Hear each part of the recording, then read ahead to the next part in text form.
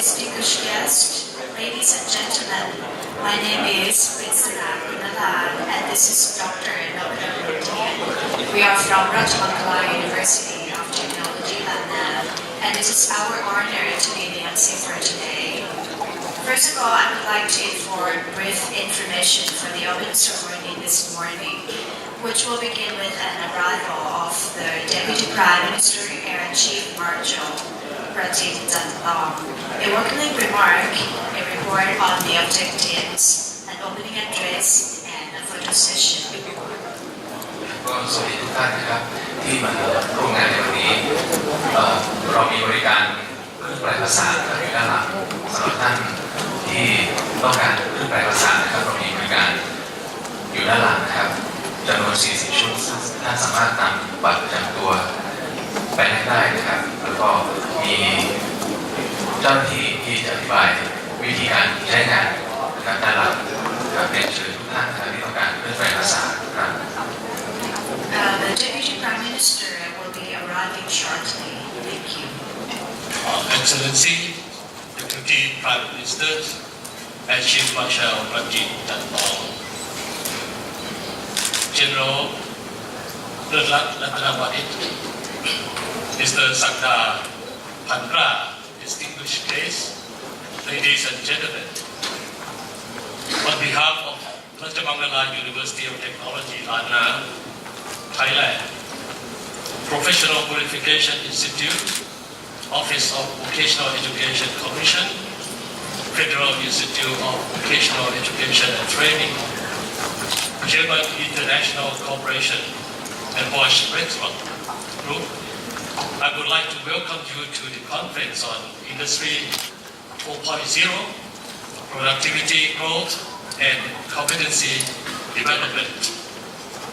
I also wish to extend our heartfelt thanks for your presence.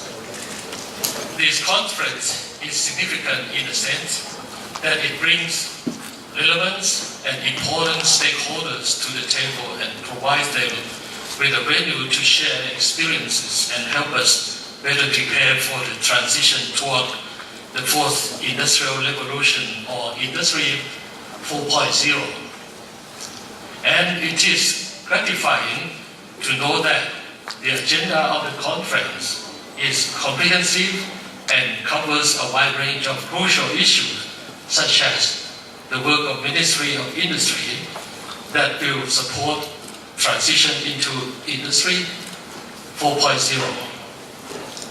The view of Federation of Thai Industries and the Office of SMEs Promotion, the perspectives on workforce development and education policies framework from the Standing Committee of the National Legislative Assembly, the points of view of University and Qualifications Organization, as well as experiences and cases studies from abroad.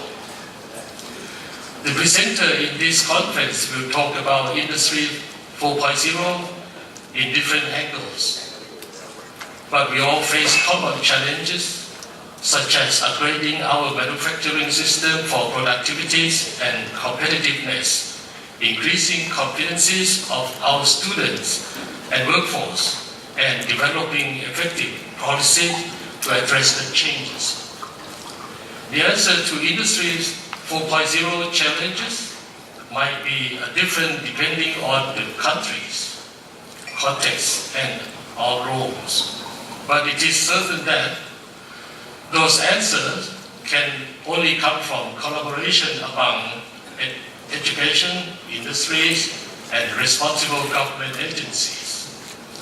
So, over the course of these 2 days, I look forward to hearing presentations and speeches from our experts, to learning about what the future holds for us with all of you. I also hope you will find the conference enjoyable, productive, and insightful. Thank you.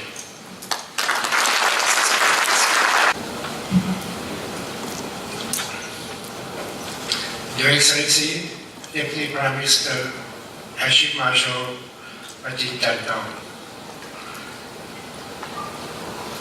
Mr. Sakda Panpra, Ministry of Industry, Deputy Permanent Secretary, and our host, Associate Professor Dr. Namya Somtana, distinguished speakers, ladies and gentlemen.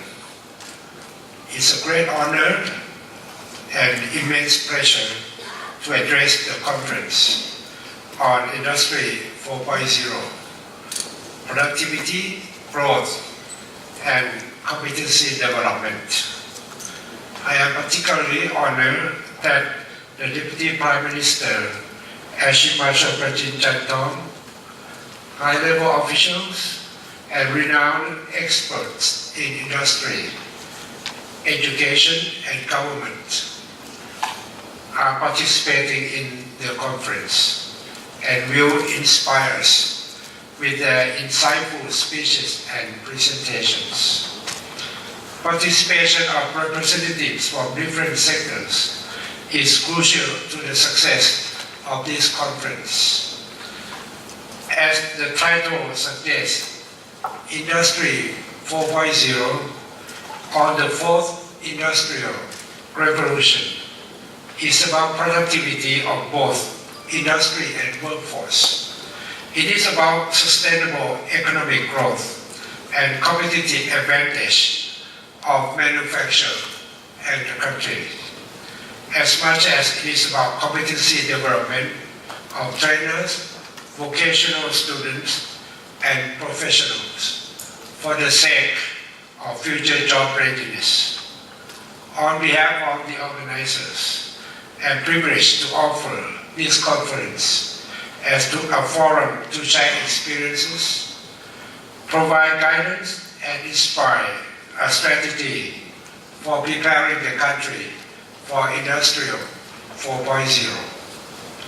Rajamankara University of Technology, Lana, Office of Vocational Education Commission, Thailand Professional Qualification Institute, and our German partners have thrived on increasing workforce competency so as to sustain and raise the capability of our workforce in the long run. We have worked together to use competency standards for developing competency-based training to make sure our industry can recruit people with right competency. Now that we are embarking on a journey to Industrial 4.0, we need to think about identifying the key technologies driving this revolution and clarifying the impacts on government, business, education, as well as workforce, while discussing the ways organizations could adapt and government could employ and recreate new technologies to capture their benefits. The fourth industrial revolution brings promise and challenges across all countries. The fact that the World Economic Forum annual meeting of 2016 was held under the theme Mastering the Fourth Industrial Revolution testifies its global impact and inevitable reality. In the future, technological innovation will also lead to a supply-side miracle with long-term gains in efficiency and productivity. Transportation and communication costs will drop. Logistics and global supply will become more efficient, and the cost of trade will diminish, all which will open new markets and drive economic growth. At the same time, there is growing concern of many that this revolution also means a shift from simple digitization of the third industrial revolution to innovation based on combinations of technologies and technology-enabled platforms. It is forcing companies to re-examine the way they do business. Equally of concern is that it could potentially disrupt labor markets as automation substitute for workers and could robotize the entire economy. It is for these reasons that we hold this conference. We are convinced that neither technology nor the disruption that comes with it is an exogenous force over which humans have no control. Government, industry, and education can contribute and guide its evolution with grasping the opportunities. As agencies that play a role in workforce development, all of us are confident of one thing, that in the future, humans' competency and capability, more than capital, will represent the critical factor of production. We also believe we could shape a future that will empower all of us by developing a comprehensive and shared view of how technology is affecting our students, workforce, industry, and economy. Once again, thank you for being a part of this conference, and thank you so much for your kind attention.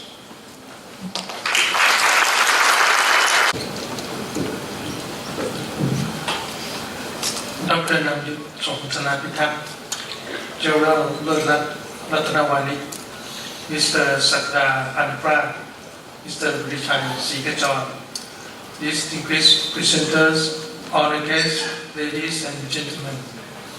It is my pleasure to be here with all of you at this gathering, which brings together three representatives from domestic and regional government agencies, industries, and education sector to discuss a timely topic of common interest, that is, the fourth industrial revolution that brings about the fast-changing landscape of economy and rapid technological change. Like other revolutions, it will change our industries, our economy, and our life. Thus, it is appropriate that government agencies, educational institutions, and industries come together and collaborate to prepare for a smooth transition. From the government's perspective, Industry 4.0 is one of the important factors that the Office of Industrial Economics and the Federation of Thai Industry take into account in a master plan to increase productivity and efficiency. The ultimate goal lies in strengthening and advancing the country's position as a manufacturing and exporting country.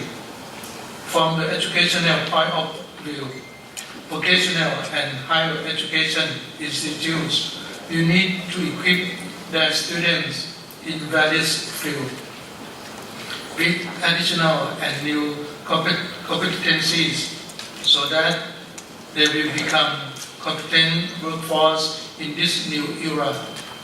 From the industry's perspective, Industry 4.0 would mean smart factory, intelligence production system, as well as the creation of distributed and networked production sites. This transition presents both opportunities and challenges, and there is a long way to go to achieve Industry 4.0. Sharing and discussing with all domestic and international experts and participants here will give us a clearer picture and inspire us. Working together will set us on a coherent and progressive development path. Contribution from industries educator, and government will ensure sustainable growth and competitiveness. Once again, on behalf of the organizers, I am glad that we can offer a venue for this productive gathering. I wish you all a successful conference. Thank you very much. May I request Associate Professor Dr. Namyut Somthanapitak to give a token of appreciation to Deputy Prime Minister, please.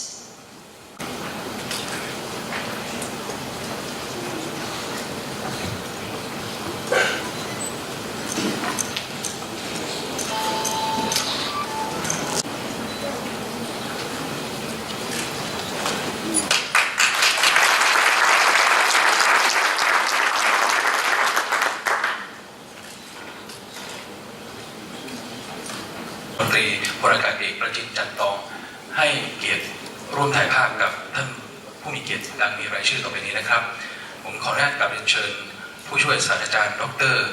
นพดลสุนทรนนท์พลอากาศเอกเลิศรัตนวณิชคุณวีรชัยศรีขจรพลอากาศเอกชนัทรัตนอุบลคุณปัญญาเด่นจักรสิริวัลย์รองศาสตราจารย์ณรีวรรณจินตกานนท์คุณสมจินพิลึกคุณวีรยุทธสุขวัฒโนคุณวิโรธพิพัฒน์ชัยสิริคุณวิถีสุพิทักษ์ผู้ช่วยศาสตราจารย์ดร.สุรวาททองบุตรคุณจรินเอียงกุลคุณสมหวังบุญรักเจริญดร.ณรงค์ชวศิลป์และรองศาสตราจารย์ดร.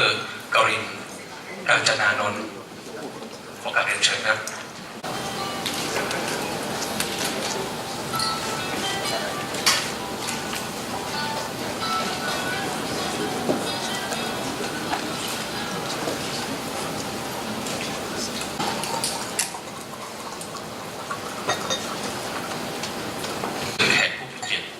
ชุดที่2นะครับพลเอกเลิศรัตนวณิชนะครับรองศาสตราจารย์ดร.นำยุทธสงธนาพิทักษ์ท่านศักดาพันกล้าดร.คัตติยาไกรการและมิสเตอร์ปีเตอร์โกเซซ่านะครับและท่านปัญญาเบญจสิริวัลย์นะครับขออนุญาตกราบเรียนเชิญครับ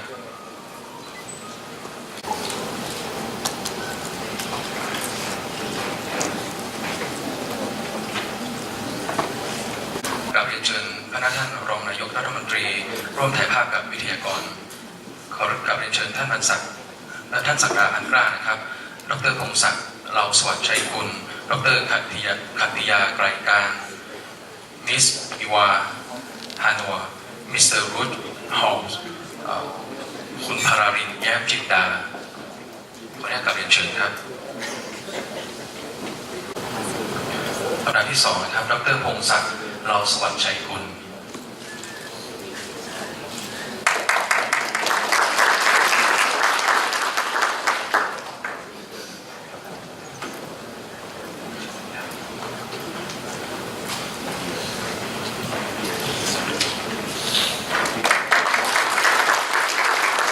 ลำดับที่3ดร.คัตติยาไกรการ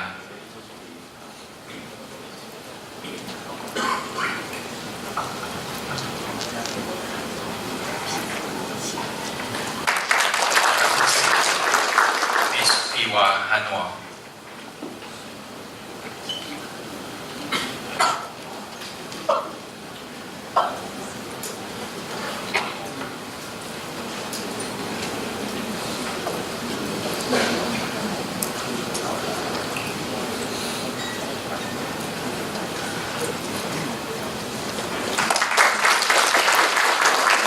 ระดับที่5มิสเตอร์รูทฮอล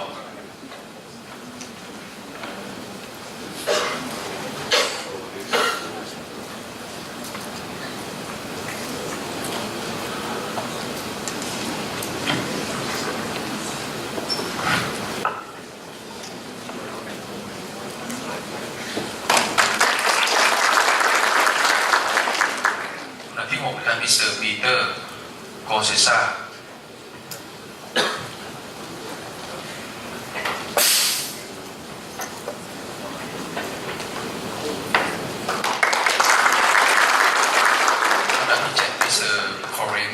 That's all.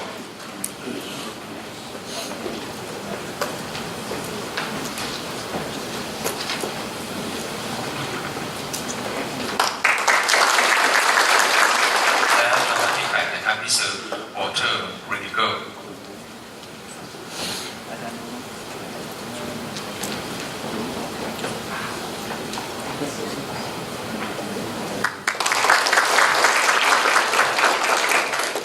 บริการเอกประชุมจัดรองมาแล้วการดีนะครับขอการขอบคุณครับ Ladies and gentlemen, thank you for participating in this morning opening ceremony. And now the refreshments will be served in front of the conference room. And please do not leave your personal belongings behind for security purposes. Thank you very much. ในลำดับต่อไปนะครับจะเป็นการบรรยายนะครับโดยการเรียกว่าสองท่านนะครับก็คือท่านสภาบ้านนะครับแล้วก็ดร.ศักดิ์เราสอนใจนะครับจากกระทรวงสาธารณสุขครับ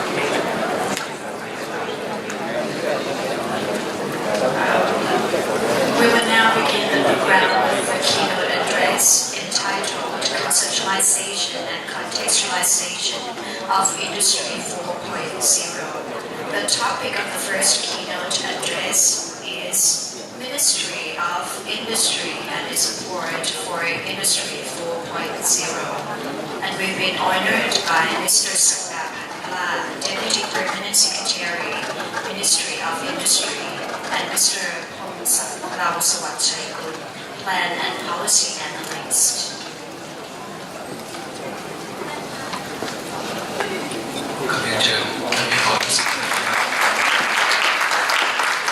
Your Excellency, Deputy Prime Minister and Chief Marshal ท่านประจินจันทอง President of ราชมังคลา University of Technology ลานนา Associate Professor Dr. นำยุทธสงธนาพิทักษ์ Board Chairman of Thailand Professional Qualification Institute General วานาท่านเลิศรัตน์รัตนวานิช To German Organization BIBB and Board Lexos Deputy Director General Office Industrial Economy Dr. สุรพลชามา Mr. ปัญญาเบญจศิริวัลย์ Distinguished Speaker Ladies and Gentlemen I am Sakda Panka Deputy Permanent Secretary Ministry of Industry First of all is my honor to be invited to be the keynote speaker of the today conference. In order to generate the understanding about the industry 4.0 with its connecting with the new Thailand 4.0 economic development regime of the government. The Thailand 4.0 is a tangible plan to upgrade Thailand to be one of the developed countries in the near future. The policy is endorsed and encouraged by Prime Minister General Prayut Chan-o-cha and Deputy Prime Minister Dr. Somkit Jatuvitak to propel Thailand up obtain the stability, prosperity, and sustainability according to the policy 10. The Ministry of Industry by Dr. Achaka Sribullrung, Minister of Industry, is assigned to be the focal point to support the industrial sector moving toward the Industry 4.0 that require the change in the production process with digital and ICT technology based on of innovation and intelligence. To clarify more, the Industry 4.0 represents the coming for industrial revolution.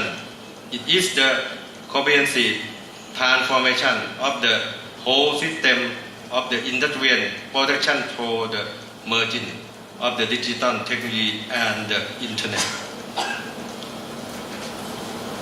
Furthermore, the term Industry 4.0 has been originated in Germany, but now the concept rarely development in the other country in several names such as smart factory, smart industry, industrial internet, the thing of advanced manufacturing.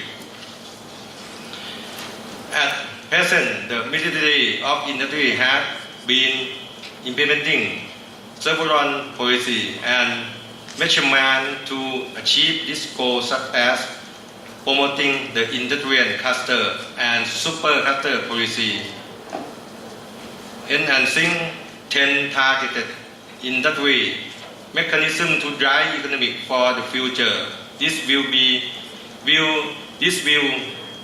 leverage the industrial sector toward the industrial 4.0 era and become one of the important economic engine for sustainable country development.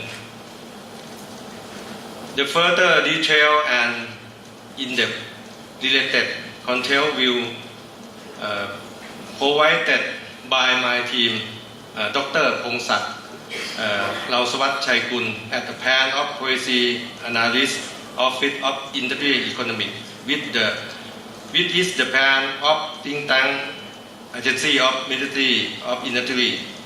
Thank you very much.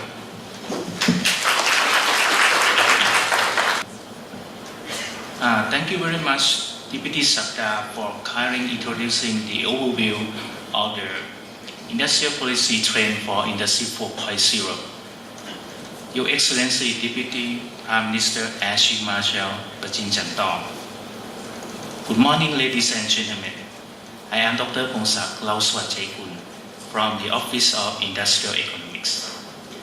For my part, I will continue what the Deputy Sakda already told us by showing you the overall overview of the economics policy of the government, and then we will move to the Industrial 4.0, and then we will discuss about what the Ministry of Industry prepare for this change, and then in the last part we will consider about the industrial policy direction.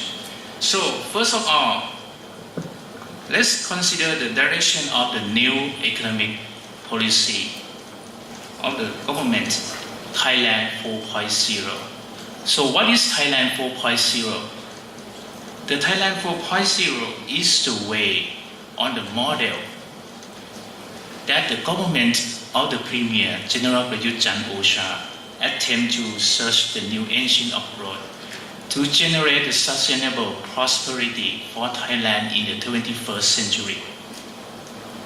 For what? For in order to change the Thai economic structure to the value-based economy on innovation-driven economy.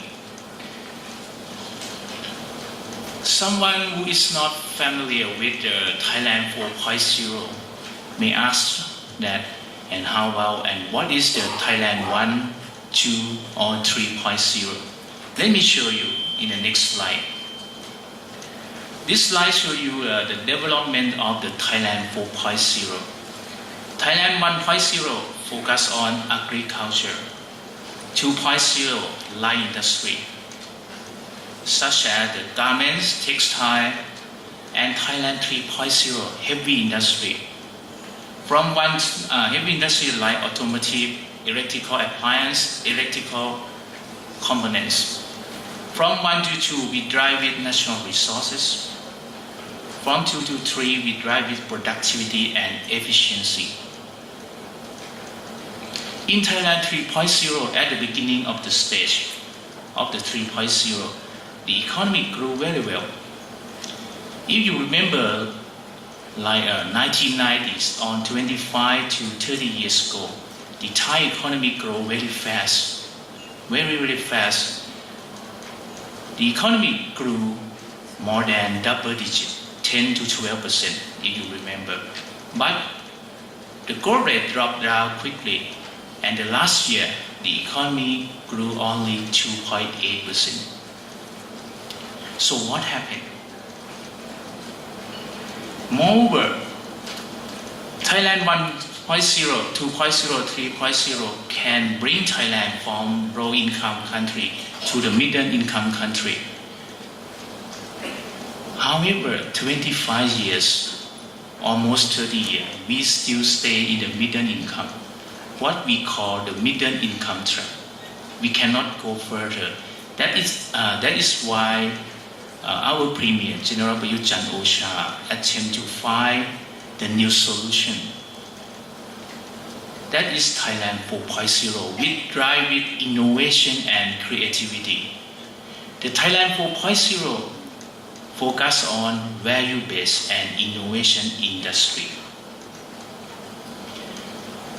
So next, let's move to the industrial sector, that is the Industry 4.0 that Deputy Sakda already told us. I will summarize a little bit. Industry 4.0 represents the coming fourth industrial revolution, merging digital technology and internet, originated in Germany. And fortunately, today we have the expert and distinguished speaker from Germany, BIBB and Bosch Restaurant.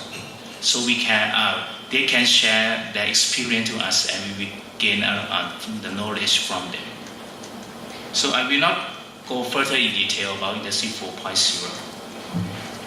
And other names, Smart Factory, Industrial Internet of Things, and Advanced Manufacturing. Now we have Thailand 4.0, Industry 4.0. We will connect them together. There are three forces on three factors that should support the Thailand 4.0, Industry 4.0, and then Thailand 4.0. On your left, on your right hand side, no, left hand side is about innovation, right? Innovation, digital and IT. However, the technology must connect from upstream to middle and to start up on the downstream. But the most important part is the green one. What is the green one?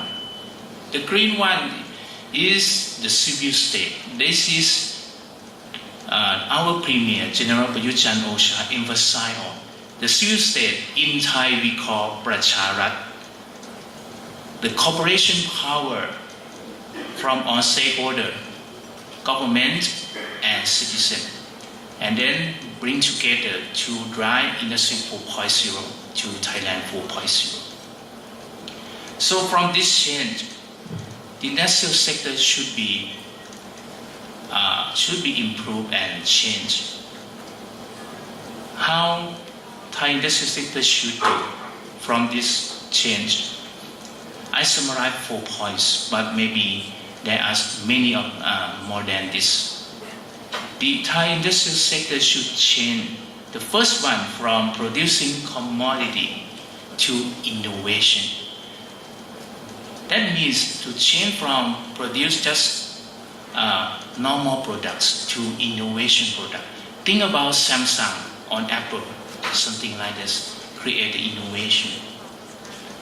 The second one is to change from mass production to mass customization. Why?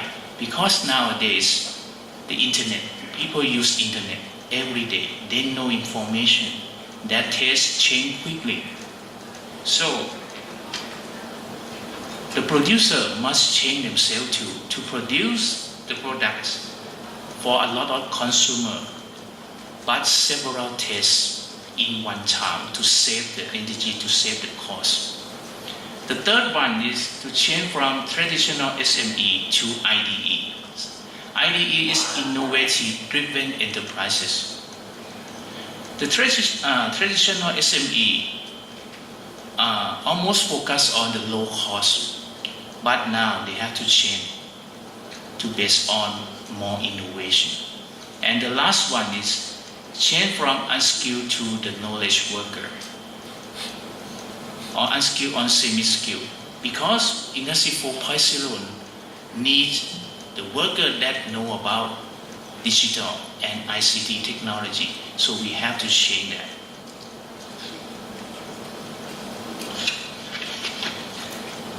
So from these challenging factors, some of you may ask that what did Ministry of Industry do to support this? Actually, the Ministry of Industry, we prepared for this change for quite a while. We have created several policies and some were approved by the cabinet already. I will show you some important example of this.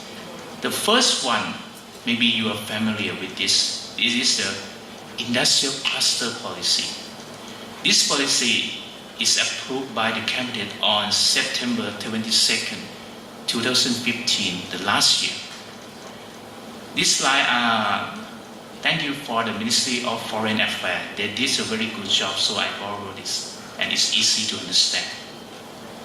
You can see that the upper is we divide into two groups. The first, the upper is supercluster. Supercluster focus on the advanced technology. For example, automotive, electrical appliance, digital, medical hub.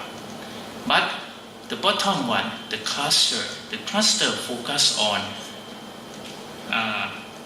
basic industry, but still high competency. For example, agro processing and textile.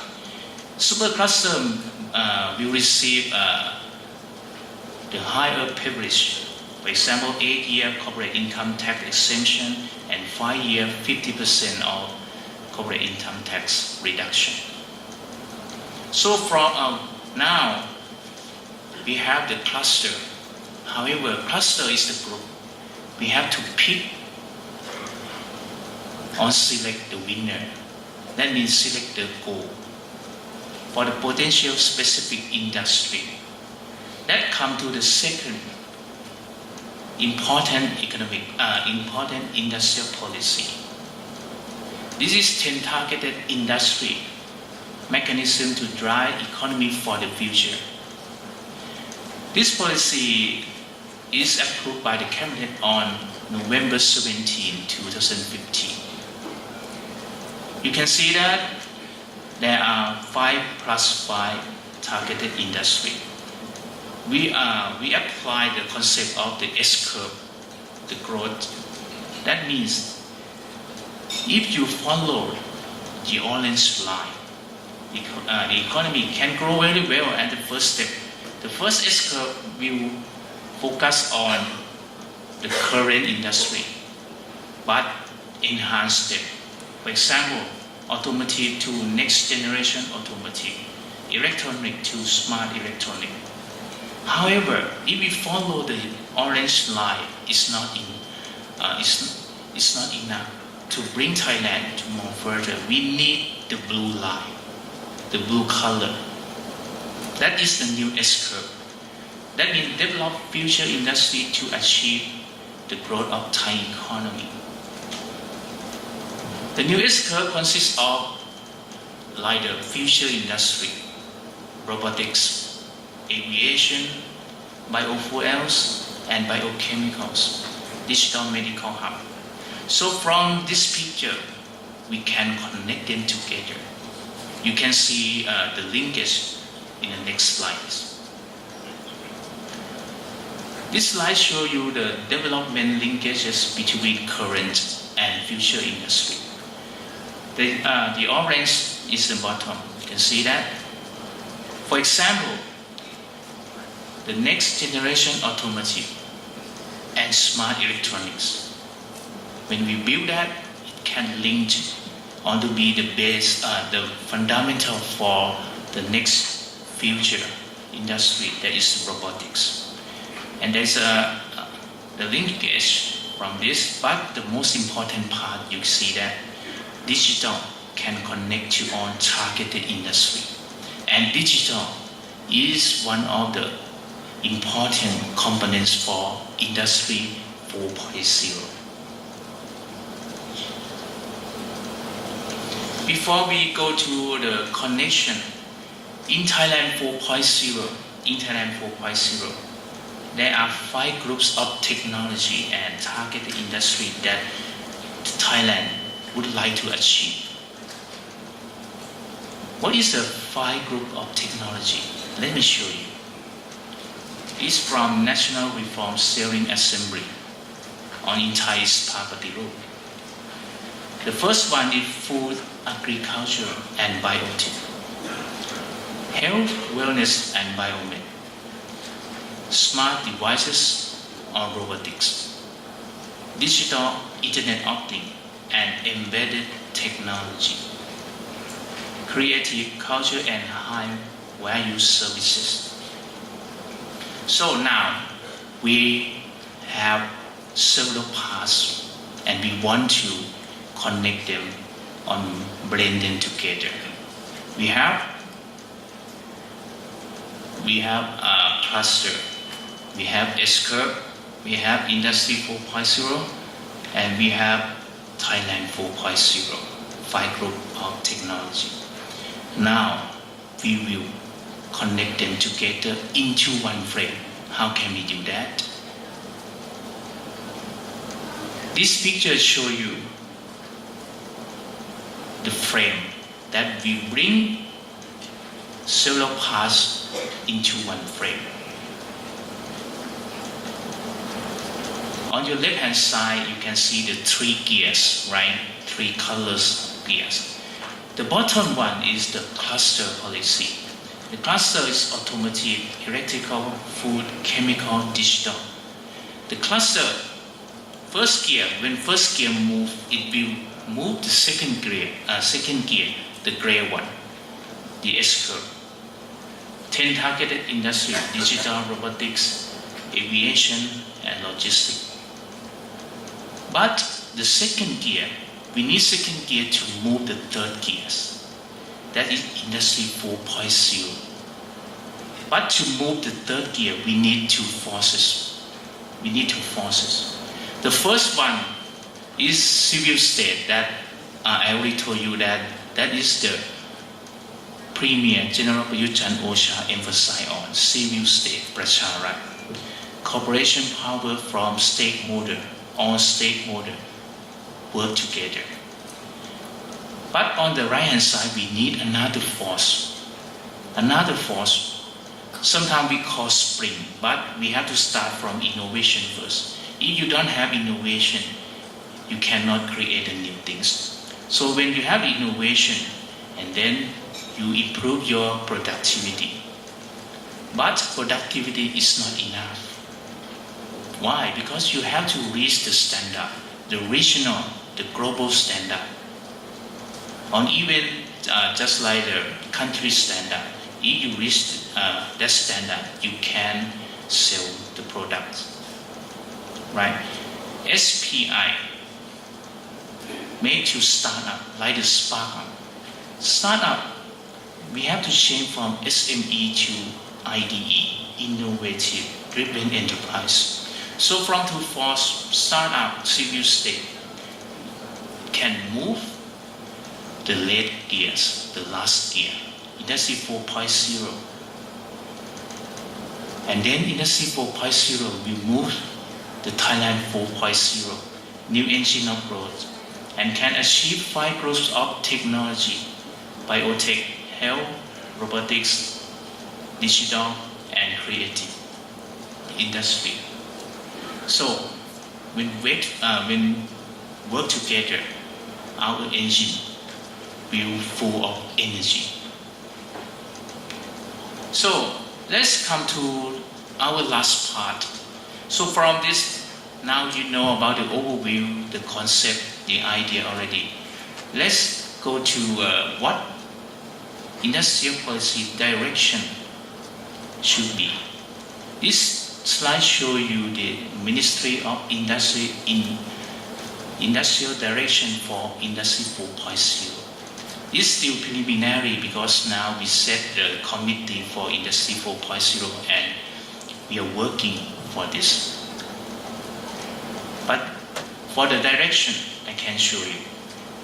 The first one in the middle, you can see Ministry of Industry by itself has to change from regulator, normal regulator, not enough, but change from regulator to supporter on connector. and be one-stop service connection.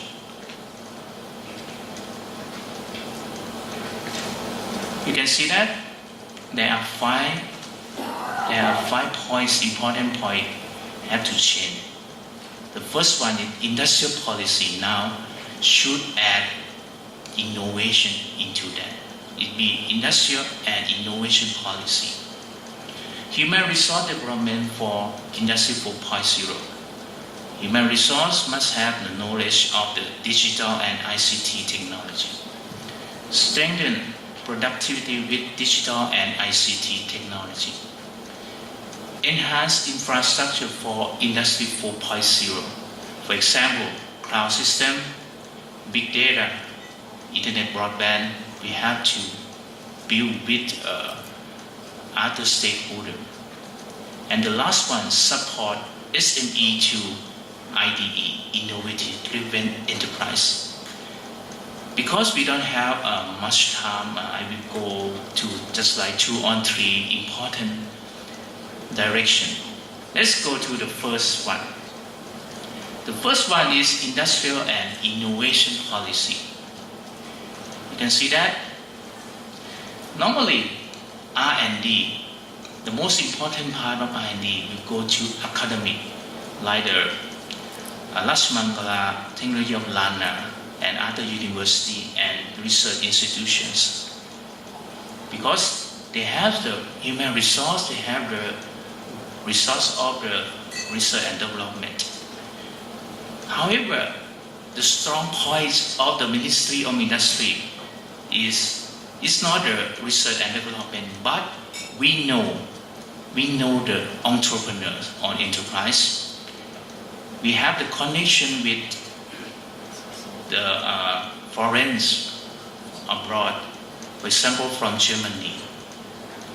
And we know other government agencies like Ministry of Science and Technology, Ministry of ICT, Ministry of Commerce, and other government agencies.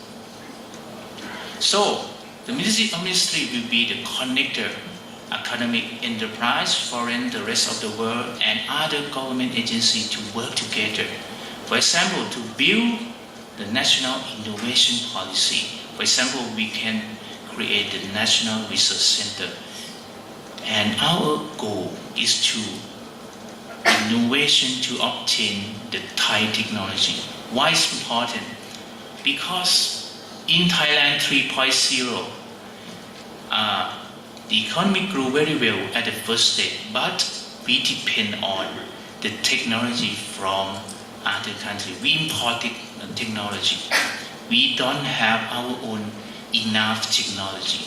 That's why we cannot go further. We cannot go from middle income to the high income country.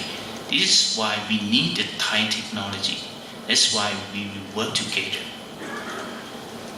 The second one is from traditional SME to IDEs. This picture is the idea of the Dr. Ashika Sipunra, but and inspired by the South Korean startup model. You can see that startup must incubate with digital ICT, and we need innovation, productivity, and standard, if you remember. And then it's take off. But before take off, you need to change to smart SME to innovative driven enterprise to expand and then to global connect. And the goal is to serving the world trend with the Thai technology and Thai brands. If we can do that, we can achieve that goal. Okay, let's move to our last part, human resource development. Actually, it's very similar to the innovation and industrial policy. The Ministry of Industry is still the bridge. We will connect the university, right? Vocational institution from Thailand and other the rest of the world, like German, like the BIBB and Boss Resource, and we connect Ministry of Education, Ministry of Labor, and work together. And the goal is to create the knowledge worker enough because we know demand and we know supply, and then we can find the equilibrium to find equilibrium for the knowledge worker for industry 4.0. So this is the picture of the what Ministry of Industry try to attempt to do. So I will end off the today presentation on behalf of the Ministry of Industry and Deputy Permanent Secretary Sakda and Deputy Director General Surapon Sharma. We would like to assure all of you that Ministry of Industry will take full of our efforts in order to lead the industrial sector to achieve Industry 4.0 and then to the Thailand 4.0. And we would like to invite all of you to work together with us like today. And thank you very much for your kind attention. Policies and supports of the Ministry of Industry for Industry 4.0. The next topic of the keynote address is called Preparation and Transition in Thailand and ASEAN. We are honored to have with us today Dr. Kathiya Graika, Vice Chairman of the Federation of Thai Industries. Please welcome Dr. Kathiya.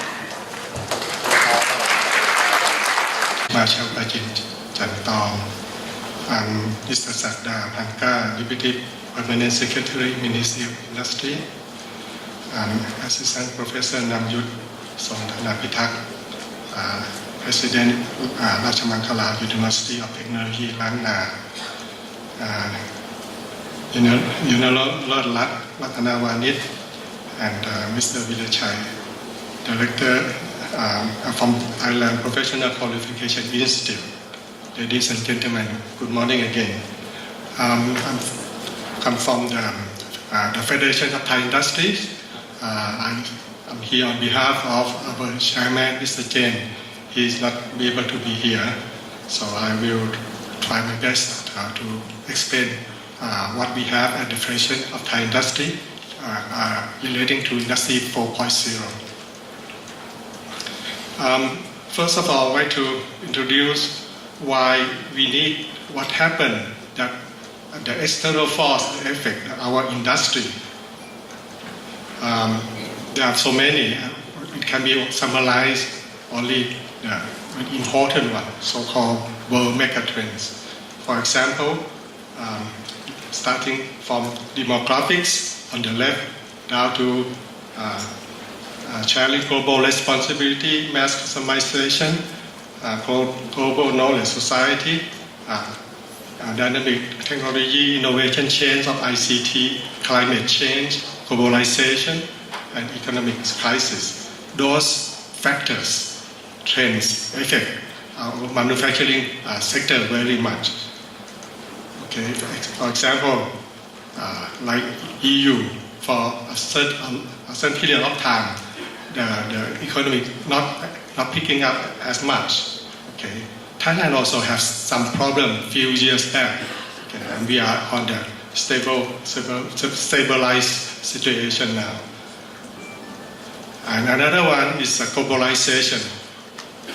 There are so many international agreements affect us all. Those the barrier from the taxes is coming down, but a different kind of barriers, so-called non-trade, non-tax barrier, non-tariff barrier has been introduced in terms of standards, in terms of environmental issue. Also, certain government policy also sometimes help us very much, but sometimes not moving us forward.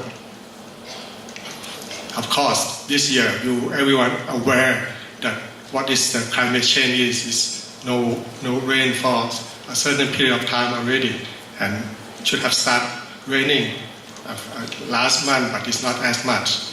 Okay, so this environmental issue has a big effect on everyone. and Thailand would like to have a new investment and moving very much in this infrastructure. This is a positive trend for the Thai industry.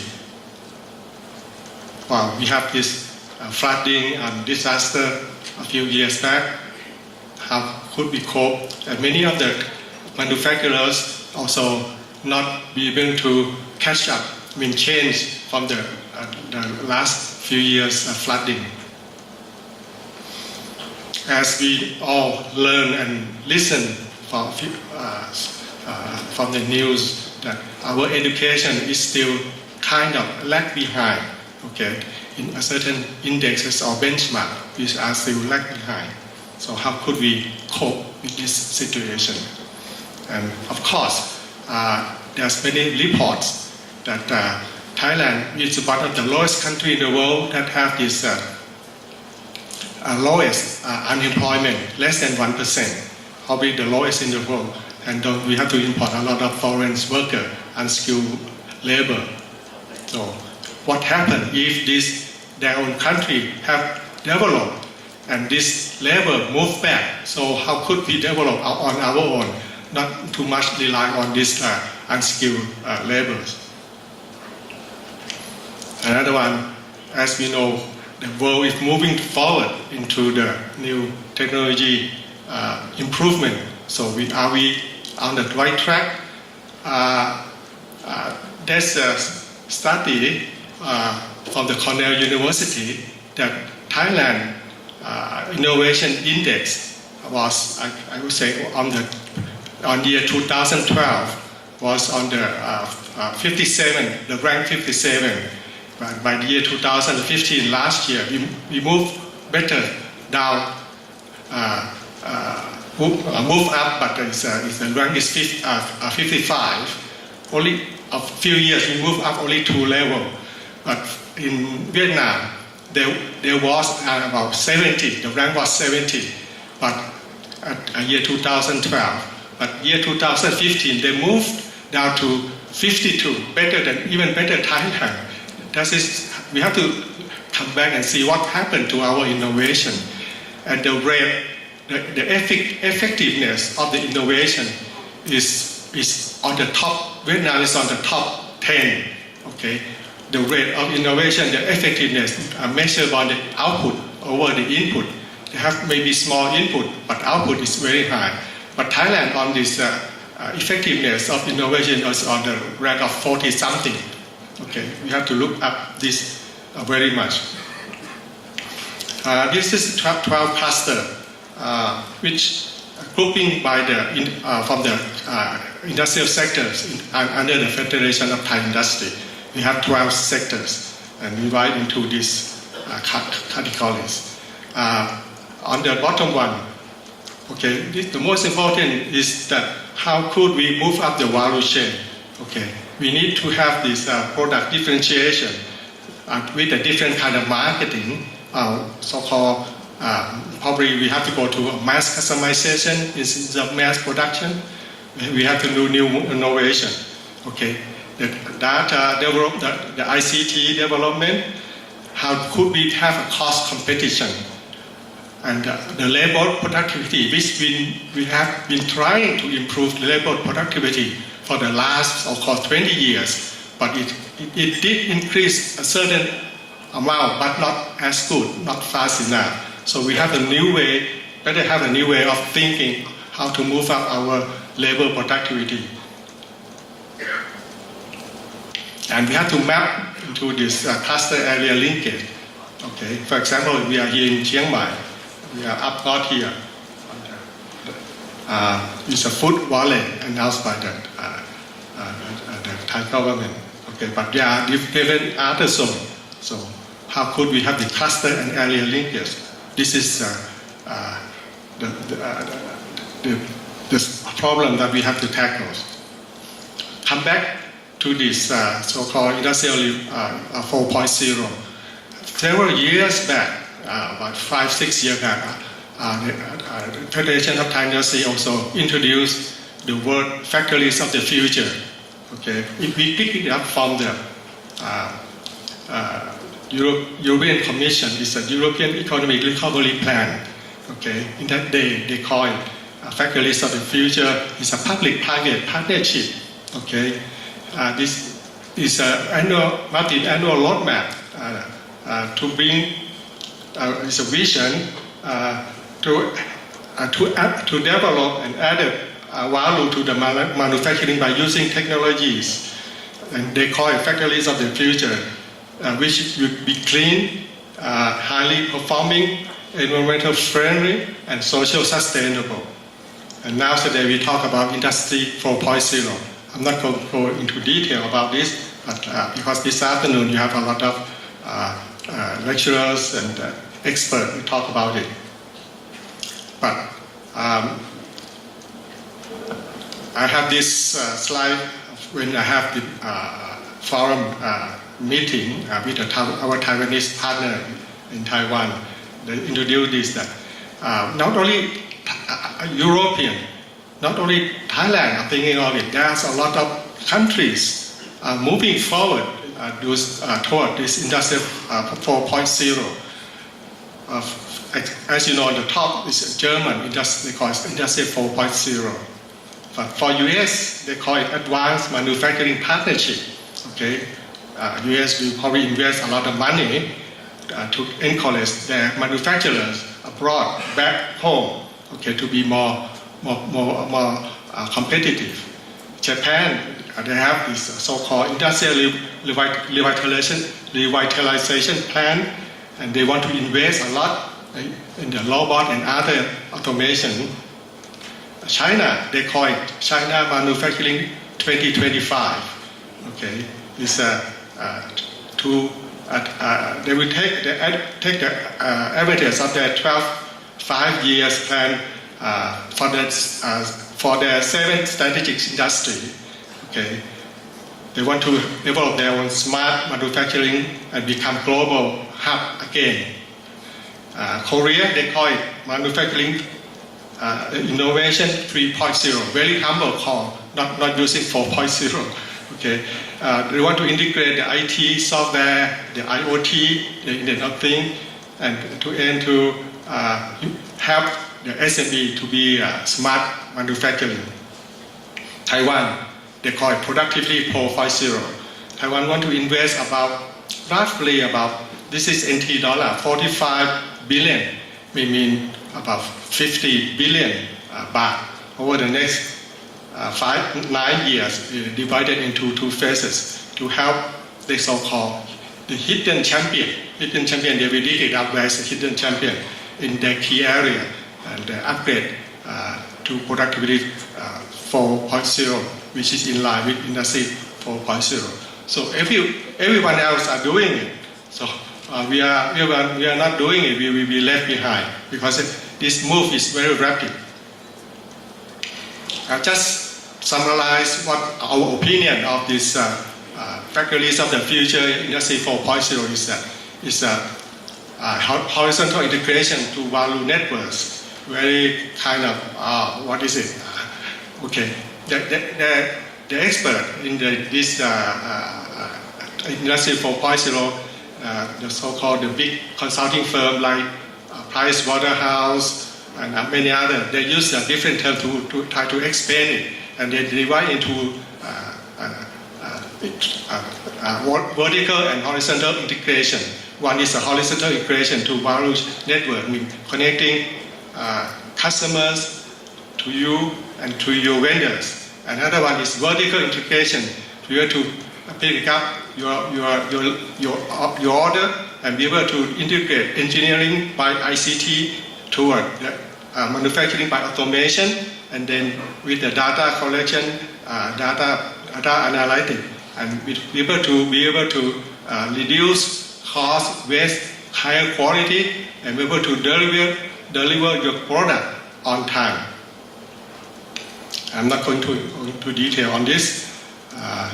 So the goal for the Industry 4.0 is to help everyone, but certain countries have priorities. They probably pick up a few, not all, because there's so many. But to help what? To help the SME, especially SME, to adapt to the global competitiveness. As you can see, many people following this idea, concept, and moving forward already. So how? By increasing the technology base, okay, and integration of the automation productivity, automation, robotics, integration, and vertical integration to using the ICT. Okay. There's 4 priority areas. One is using ICT in manufacturing. Second is the high performance automation, robotics, this kind of thing.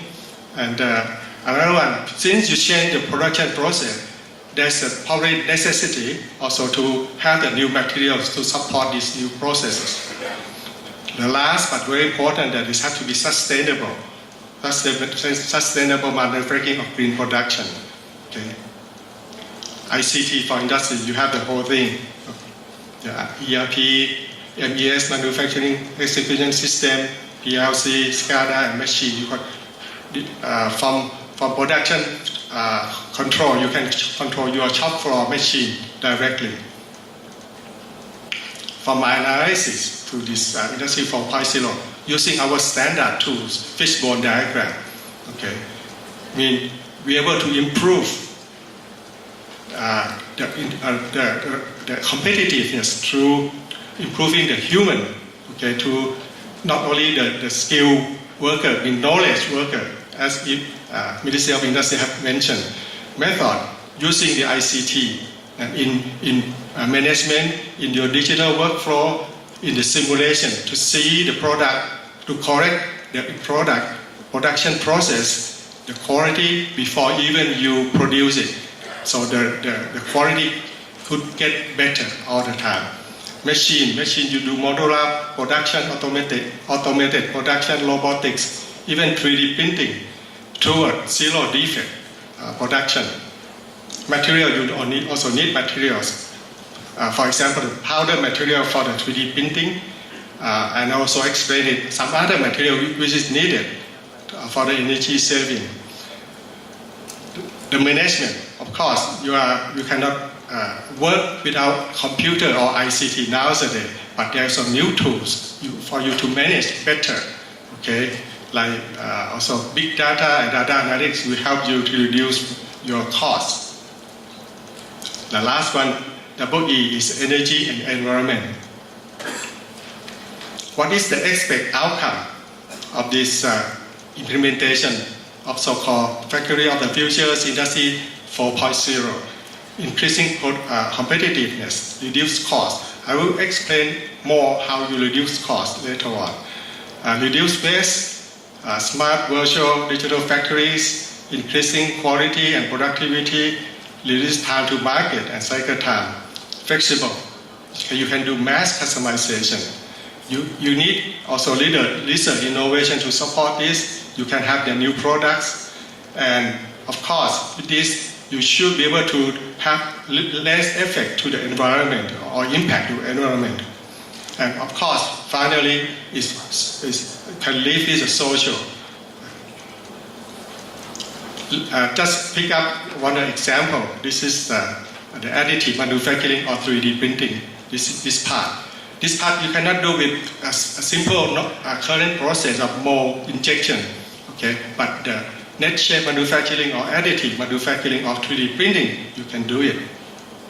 The new innovation of making new parts.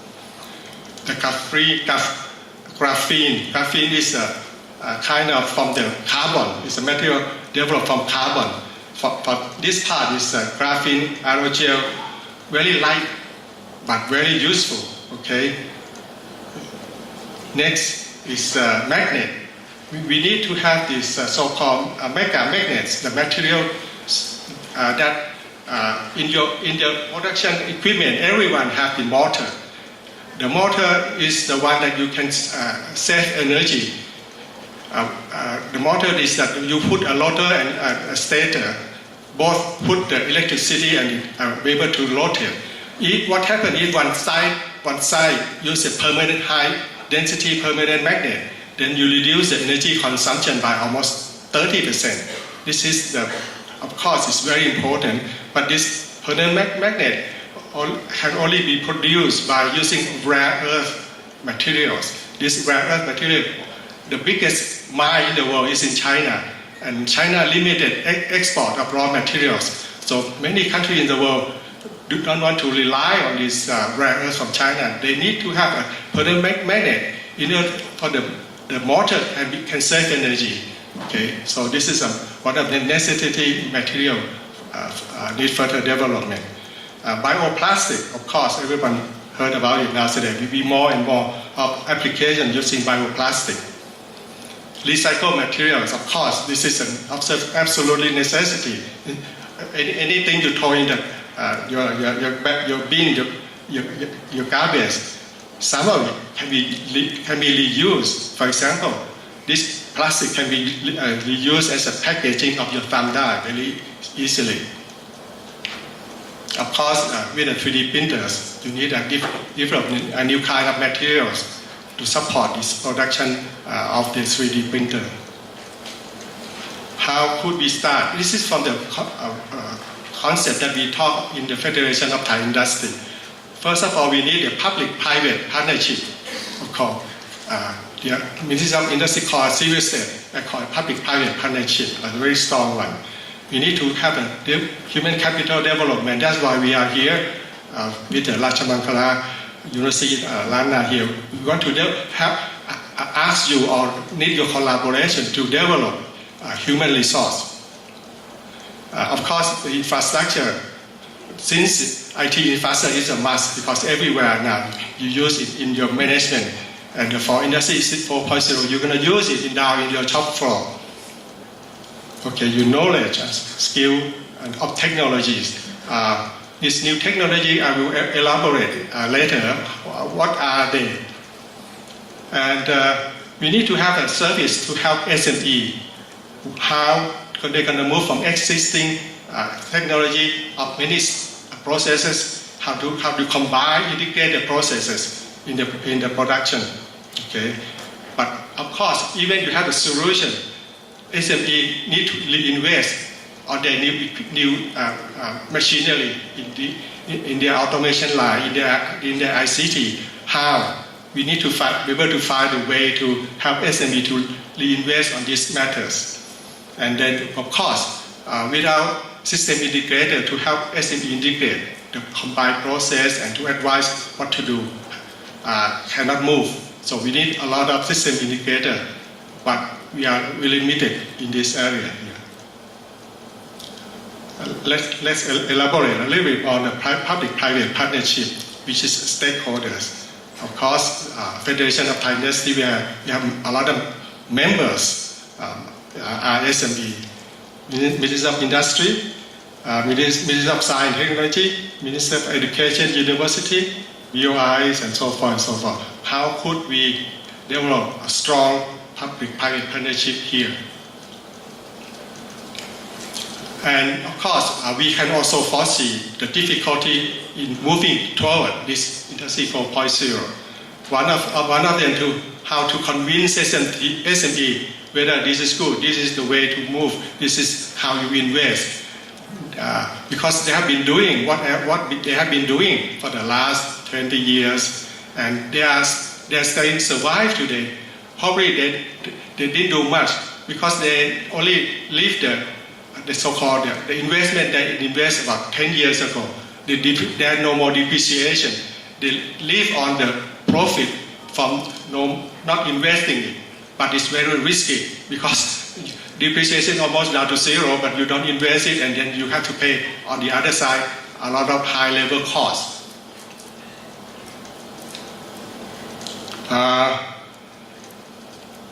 Okay, because the investment of the lack of the knowledge people, high investment costs, and lack of research and innovation in a certain area. And for example, everybody may not know that there's new regulations. Now the 3D printers, the Ministry of Commerce is considered it as a dual use. Dual use means the 3D printer can produce your part for you, but at the same time, the same machine with the proper design can produce weapons from plastic kind or even metal. So it's being considered as a dual use. And next month, they're gonna enforce it that every importation of 3D printers we have to register at the Ministry of Commerce next month. They have been announcing this for a long time, about 6 months ago.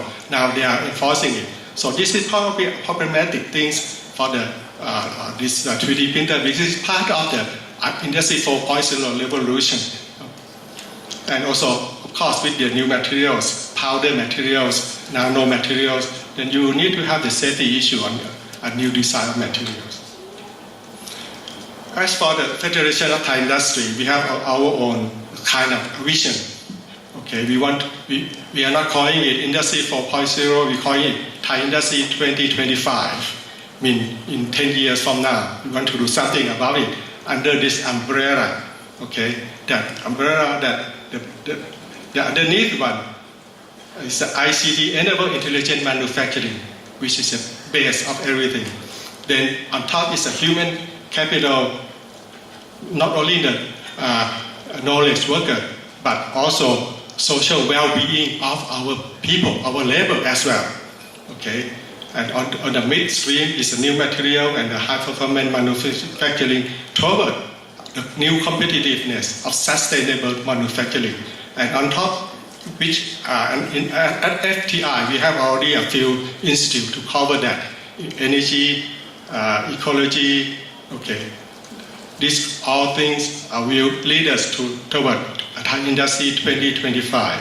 And probably this is our proposed timeline that we divide into 2 phases. First, from the probably Industry 2 to Industry 2.0 to Industry 3.0. 2 means you are not doing the even automation yet. 3 means you are doing a certain kind of automation. But whether you are integrated or highly integrated or partially integrated, you have to depends. And for 5 years, we want to move up from 2 to 3. But whoever are ready at 3 can move to 4, no problem. But the second phase is from Industry 3 with automation, move it to 4. Okay, so this is our roadmap, and we are trying to align with the government agency toward this TI Thai Industry 2025 to move forward. We are in the Federation of Thai Industry, as I mentioned earlier, we have 12 sectors, but and also a lot of area bases. For example, Chiang Mai is also another area base. We have to link up country as well. And we come up with 3 simple strategies first. First is porphyry innovation. Nowadays, we are thinking on innovation only a product-based innovation. Okay, even we have this so-called innovation coupon together with the NIA, National Innovation Agency, to help SME to innovate. And 95% of those projects are product innovation. Okay, I look it up, only a few, about 5% is the process innovation. But if we want to move toward Industry 4.0, all of it is process innovation. Process to improve how you do your manufacturing, how you do your business. That's what I call it perfect process innovation. Okay? So we want to elaborate the innovation step ahead, call it business model innovation, business process innovation, and product innovation. Second, we want to have a more kind of interactive or constructive public-private partnership. I call it innovative public-private partnership because both have to do together. Last, at the FTI, we have this so-called Institute of Research and Development and Innovation. We want to have this institute, which is under my supervision, to act at a marketplace to match the demand of the SME toward the a certain funding agency to help SME and to match with the system integrator. We want to do it there. So to simplify the thinking, how we move toward this our strategy. First, in production line or manufacturing, you do process integration by automation, by robotics, by whatever. And for the management, you do IT or ICT integration. Okay, and then together, another level of integration. Okay, we call business model integration. Yeah. This is, as I explained earlier, how could SME be more competitive. On the left column is a cost function of what you are doing now. Probably the materials is the most percentage. Second is logistic, cost of quality, COQ is quality, mean your rejection rate, your waste, everything, your customer claim, warranty claim. Another one, the biggest cost, another one is labor cost, the green one. And then upward is the machine depreciation, a little bit, IT expenses, and another overhead. Add it up, you probably have no profit. More or less the same as my company, SME, almost no profit, running no profit.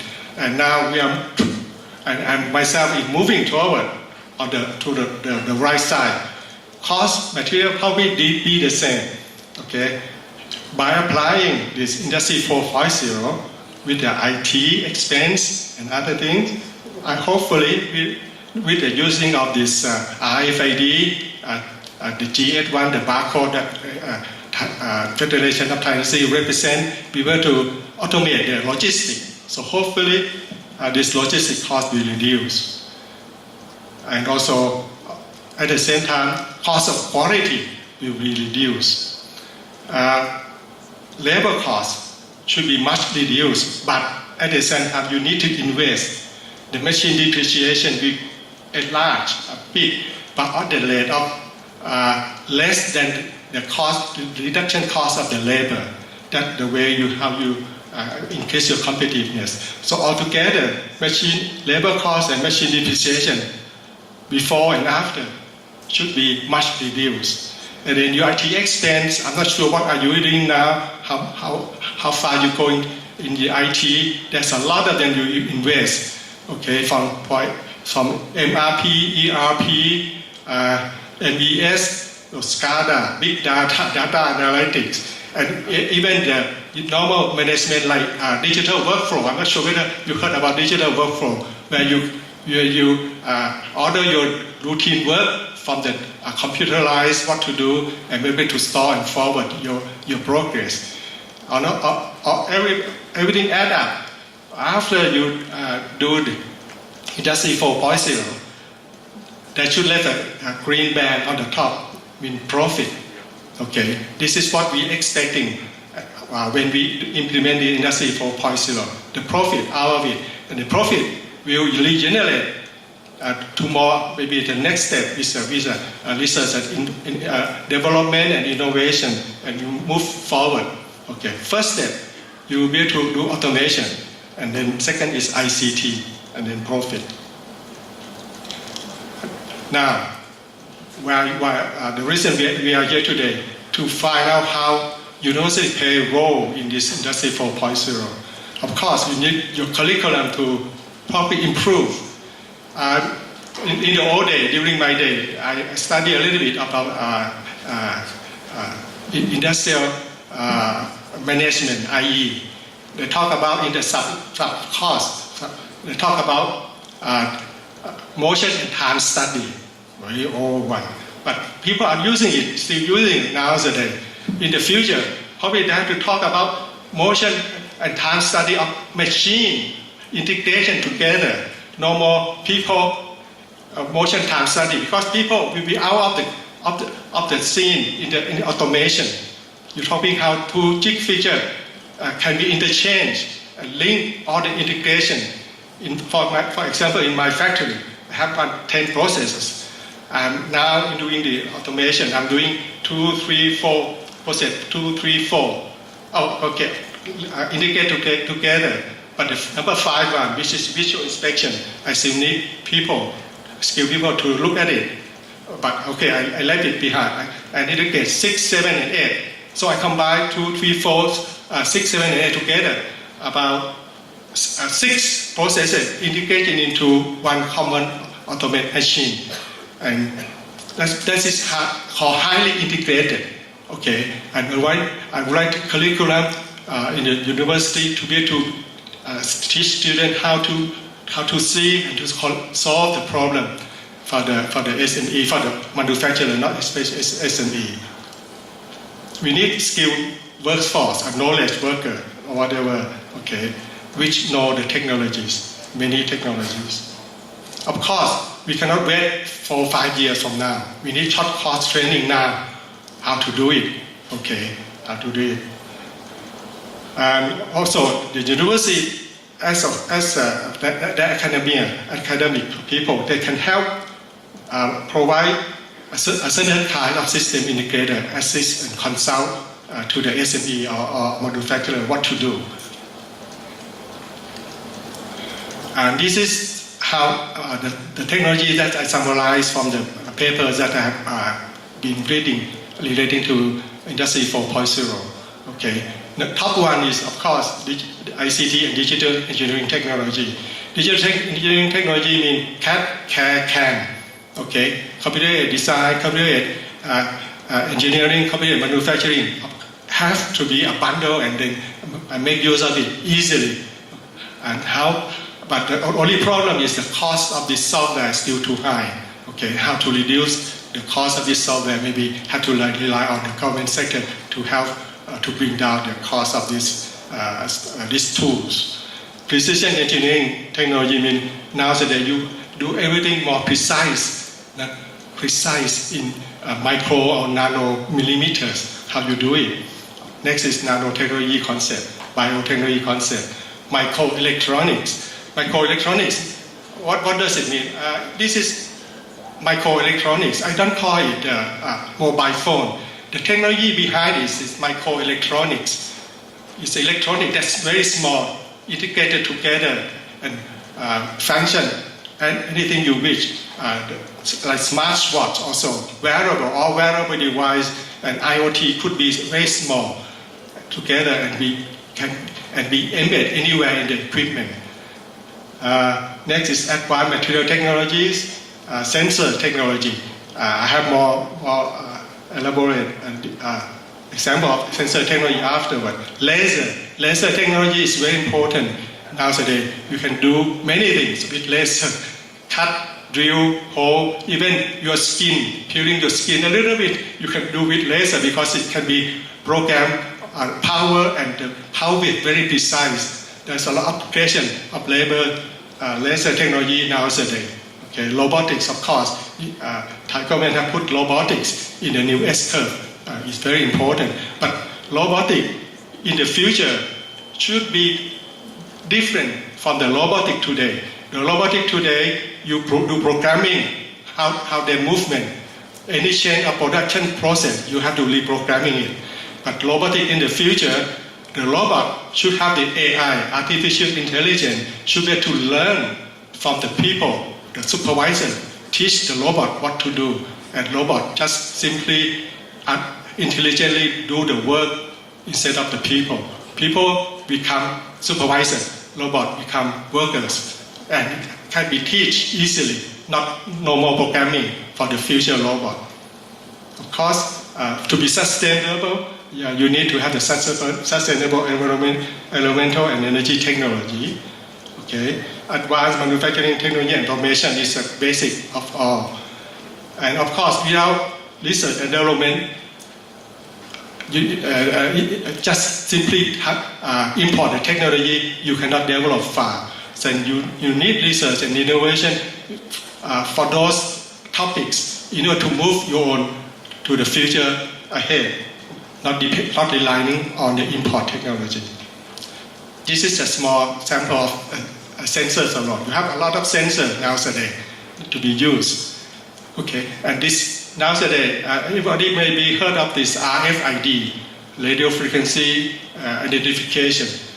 which you use the magnetic wave to initialize it and you read the ID out of it. Okay, RFID in your tag and everything.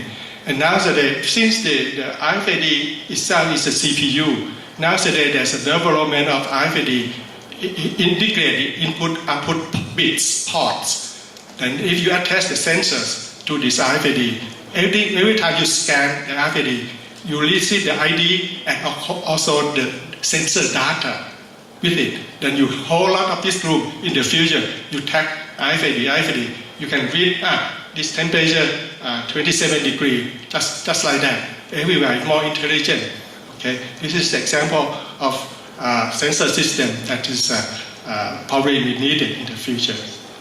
So to conclude my presentation, this Industry 4.0 is not only the industrial revolution in itself, it's a new economic revolution for everyone. Thank you.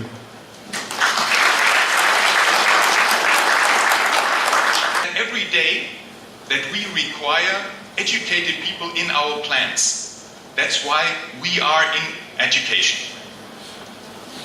Just one thing, while we have here a little factory, in break times you can also use that and have a look, and there's also going to be somebody to explain. Coming once more to the factory idea, we are also just manufacturing and building up another plant from our gasoline systems in the south of Thailand. So we are also active in the ASEAN region. Finally, before we now get to this, I would like to congratulate Thailand for Thai 4.0, because this is a big vision you have there. And one thing is clear, and it was pointed out in the presentations here, Thai 4.0 will not work without you. You're the people for the education, you're the vocational education, you're the universities. Without you educating the people, it will not work. It also means that you also have to change a little bit of the know-how you have and adapt a little bit to what is Industry 4.0 to work on this subject, but it will not work without you. And I'm sure it will work, so we now get the information on what is Industry 4.0. Thanks, that's from my side. The rest, more perhaps detailed information about Bosch, I have a little video on that I will do in my presentation tomorrow.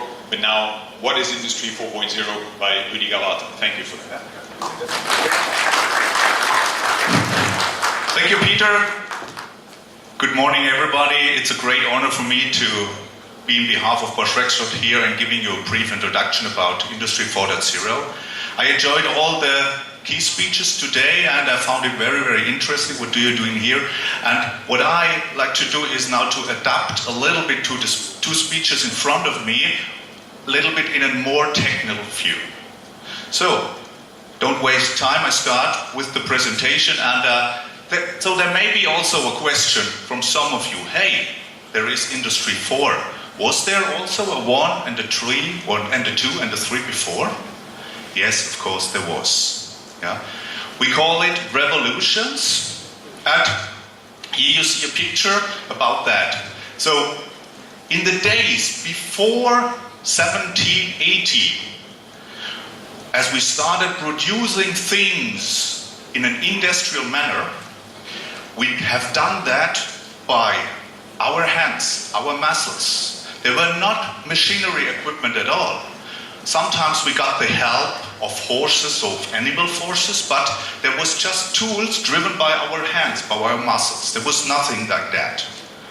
So, and then around 1780, there was the first introduction of, let's say, using water energy or also steam energy in a technical manner. And it was also the first moment where really machinery equipment came in to producing goods. So that took now a while, yeah. After that, the people got education, the population increased and so on, yeah. And so finally, there was a need to have more products, to increase quality of products, to drop the price of products. And a very famous car builder came up with an idea. It was something around, I have to look, 1870. And this was Ford. That was actually Henry Ford started producing cars in serial. So there was not only one worker producing a car on his own, with his skills. There was a mass production. There was a belt moving the cars. There were people just doing jobs that were educated in, they were good in. So the quality increased. People came in, they earned more money. The quality was stable. The price dropped, and so on and so on. But still, it was all about mounting everything manually, of course by the help of, let's say, machinery, but mainly driven by our muscles. No electronics. So since then, we came into the fourth revolution, that took place something 1970, where we really started using electricity. We started using PLCs, motion controllers. There was the time where we started using robots for welding, painting and all that stuff, which were bad for our health. And before, painting manually, it's not that easy. So that took place something 1970. And actually, we are in the lucky situation that we are, all of us, are in the border now to cross that. We live in Industry 3.0, or let's say 3.35, something. And we are on the border to the fourth generation. And this is Industry 4. And I heard in several speeches before, there are a lot of words around, names around. Actually, Industry 4.0 adapted to these older revolutions were actually enhanced by the German government, just to continue that. But industrial Internet of Things, you can read, connected industry, smart automation. There are a lot of thousands of words, no, let's say hundreds of words around that. But finally, it's all about, let's say, networking in factory. It's all about, let's say, networking all together, making a smart factory out of a normal factory or out of our today's factory. So let me give you more thoughts about that. Actually, there are a lot of people still saying, trends are coming, trends are going. Not with Industry 4.0. The Industry 4.0, also the other revolutions, they just happened. There was nobody really forcing it, and there was nobody really stopping that. This is just a thing of continuation of technology, of reorganizing production, and so that would happen anyway. And there is actually, for nobody, for no factory, for no company in the world, a chance to say, no, I don't go, I don't do it. Has everybody maybe heard about the Nokia effect? Has anybody still in their room a Nokia phone? Yeah. They were not thinking about modern technology. They were saying, I just continue like I've done that before. And so they dropped. They even not exist anymore. So next point. The focus is on production. It's all about producing things. It's how we borrow material, we produce the line, we keep up the quality up, we produce cheaper, but always the focus is on production. Second, and this is honestly what I can tell you, it's definitely more than the parts which consists of Industry 4.0. Just putting those together and combine it in an intelligent manner, it is taking much more out of it than just each simple product, each simple component will give you. And what is the new raw material? The new raw material are data. We are now able to grab or to collect thousands, millions of bytes of data.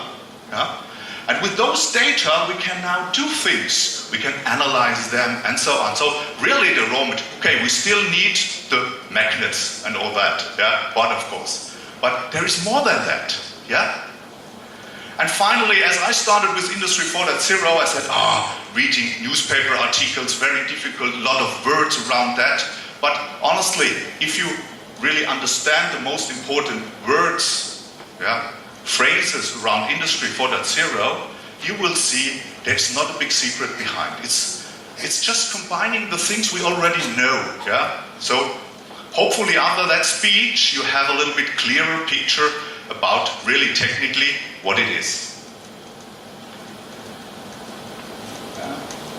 So, there was in the speech before, there was also, let's say, a saying, there is a technical revolution. And if you read articles, you will see, is this really a revolution or is it more an evolution? Yeah, you will find both sides. Here's my idea. It's both. And both means, if you see it from a technical perspective, there is not one technology, not one product, not one philosophy which really brings it to a revolution. It's just, let's say, a continuation of a process which happened anyway. Yeah? If you look at your computers, year by year they have smarter processors, they have bigger memory. There's no revolution. This is just a continuation. Yeah? And as you have more technical stuff in, you can do more about it. So there is no jump from the border from 3 to 4. Let's say it's a walk, it's a distance. But on the other hand, as I heard that in the speech before, it's also a revolution. And it's a revolution in business processes. The way of producing something, the way the workers had to work at the machines in the plant, the way of business, the way of ordering something, the way of selling something, this will be a revolution. That will be totally different in the near future than it is today. Yeah? And so you can really see it in both ways. Always there is coming a thing up which is saying, there is also the Internet of Things. Yeah? And I want to clarify a little bit what Internet of Things has to do with Industry 4.0. Finally, the Internet of Things are the backbone. Roughly here are, 300 people, and I'm sure we have 350 devices connected now online. Yeah? And this is about things. It's not just the thing we do it. We manually go online reading any emails or searching for the weather. The devices are doing that automatically for us. Yeah? They're looking about in the stock market and say, hey, you have to buy shares, you have to sell shares. Yeah? But they permanently do that unforced by us. Yeah? And it is about things. It's not just done by us, by humans. It's about things. And the connected things in the world are now, in our days, much more than the population. Yeah? So each of us have maybe 1, 2, 3 devices online, always carrying with us. Yeah? So today, we speak about 6.6 billion devices connected through the internet, and see this extremely drop, the yellow bubble here. 2020, we expect 50 billion connected devices. See that extremely raising of devices, connected devices. And the Internet of Things is all. It's not just what we use in the industry, it's all. Look, here you see on the left top side, you see health. We heard about wearables, we heard about watches. Yeah? If you go up to the gym, the device is automatically counting how many steps you have taken and give you good and big sign, yeah? If you are able to go to the breakfast room or not. We'll see that. So wearables. Next thing is mobility. Yeah? We are on the, let's say, on the edge that cars can drive individually, not done by us. They can do it automatically. Yeah? We always get information about traffic jams. Cars can avoid traffic jams, not forced by us. And so on, and so on, and so on. Next point is building automation. It's everything what we have here in the hotel. Yeah? It's automatically, let's say, putting ceilings up and down depending on the, let's say, lights. Heating systems on and off and so on. So it's all about, let's say, what is in belongs to building automation. And the next point is energy consumption, producing energy, mixing energy, solar, steam energy, power plant, whatever.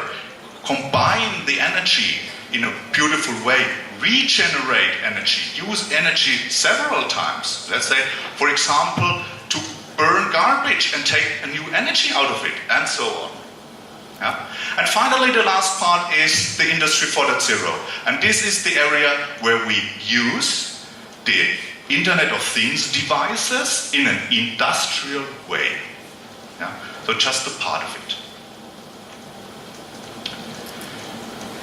Let's put it into another frame. Let's give you, let's say, some other words. Well, you can say we have two different words, and everybody of us live in those two different words. There is one word which is called the industry.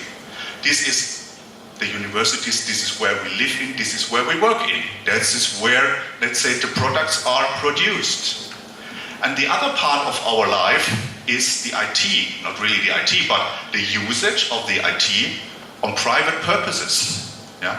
And finally, what happens right now, and this is technically seen, the big thing of Industry 4.0, we have an overlapping. We find now philosophies, ideas, products coming from our private IT world, moving into industry. We think about how can we use now those devices, yeah, to increase productivity and so on. Yeah? And so there is this thing where the overlapping of the both words are, there is finally saying the Industry 4.0. Let's have a closer look to both of those words. Let's start with the IT. So, there is one, he passed away, feel sorry about that, but what is about that? Introduction of the first iPhone, Steve Jobs, the founder of Apple. And why do I say this is here an important thing? And again, back to the Nokia effect. This was the first moment where they really introduced the first iPhone with a totally new philosophy, completely new. There was no control anymore by buttons. It was a totally new touchscreen philosophy with multiple fingers. The devices had a lot of sensors, were connected to the internet, has movement sensors, has cameras integrated. Yeah? And finally, also another very, very big thing was apps. There was the first moment when you can extend the functionality of your phone, not by software driven or built by Apple, by the development company. You can do it on their own. Everybody is able to develop apps and download it to the device and execute it. So the functionality finally was much, much bigger, yeah? And it still could be increased and better by just using more and more apps. Then there's another thing, never offline, sorry.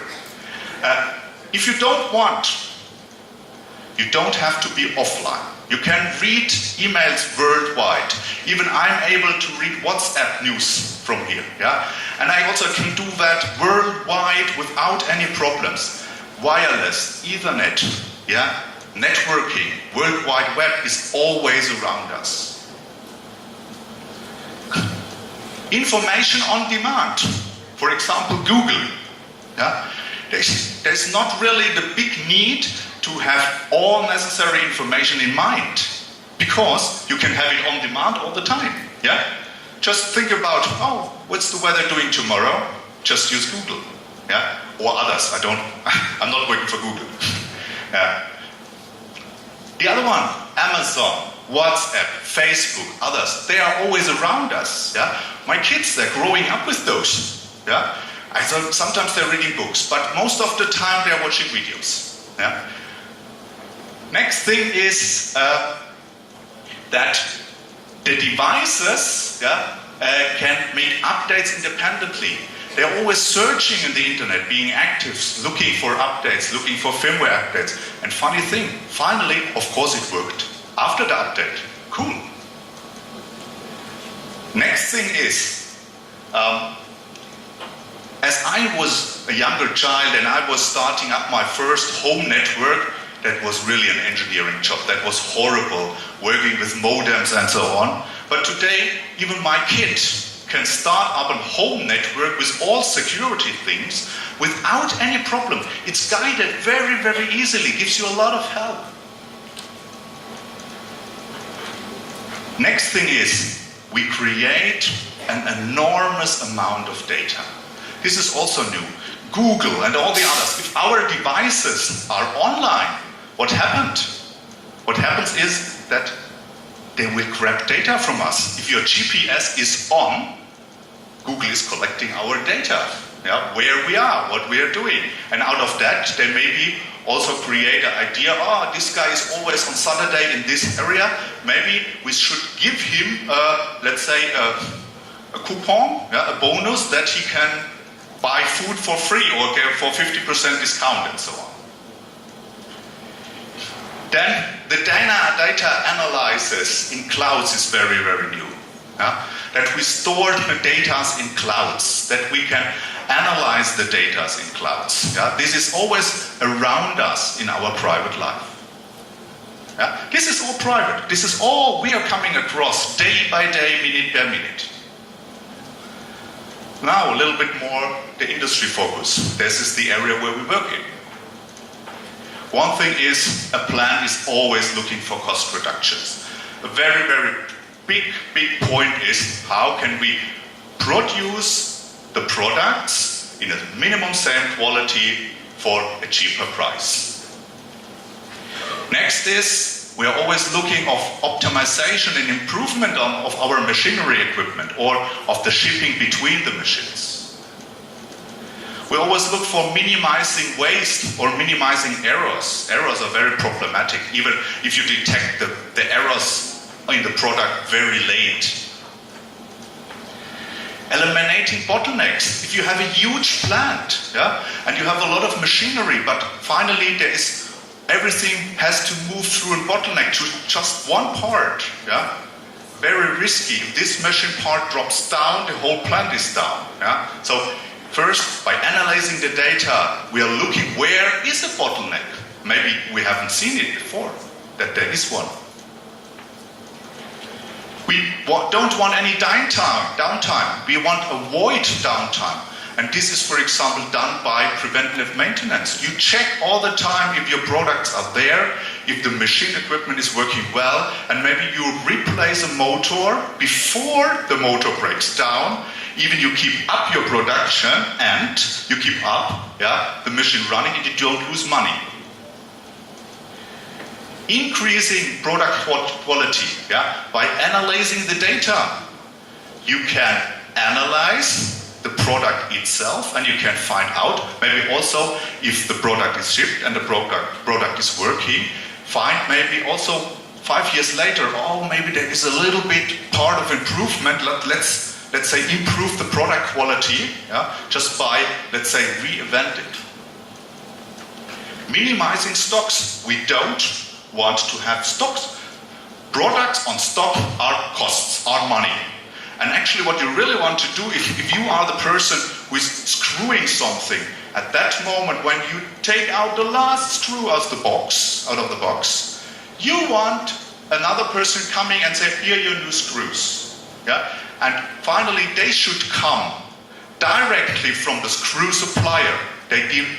Doesn't even touch our stock markets.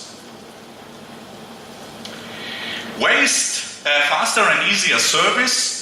Also, let's say business models making new, let's say contracts, even not just selling the product, also selling a service with it. A few slides later, I have an example for that.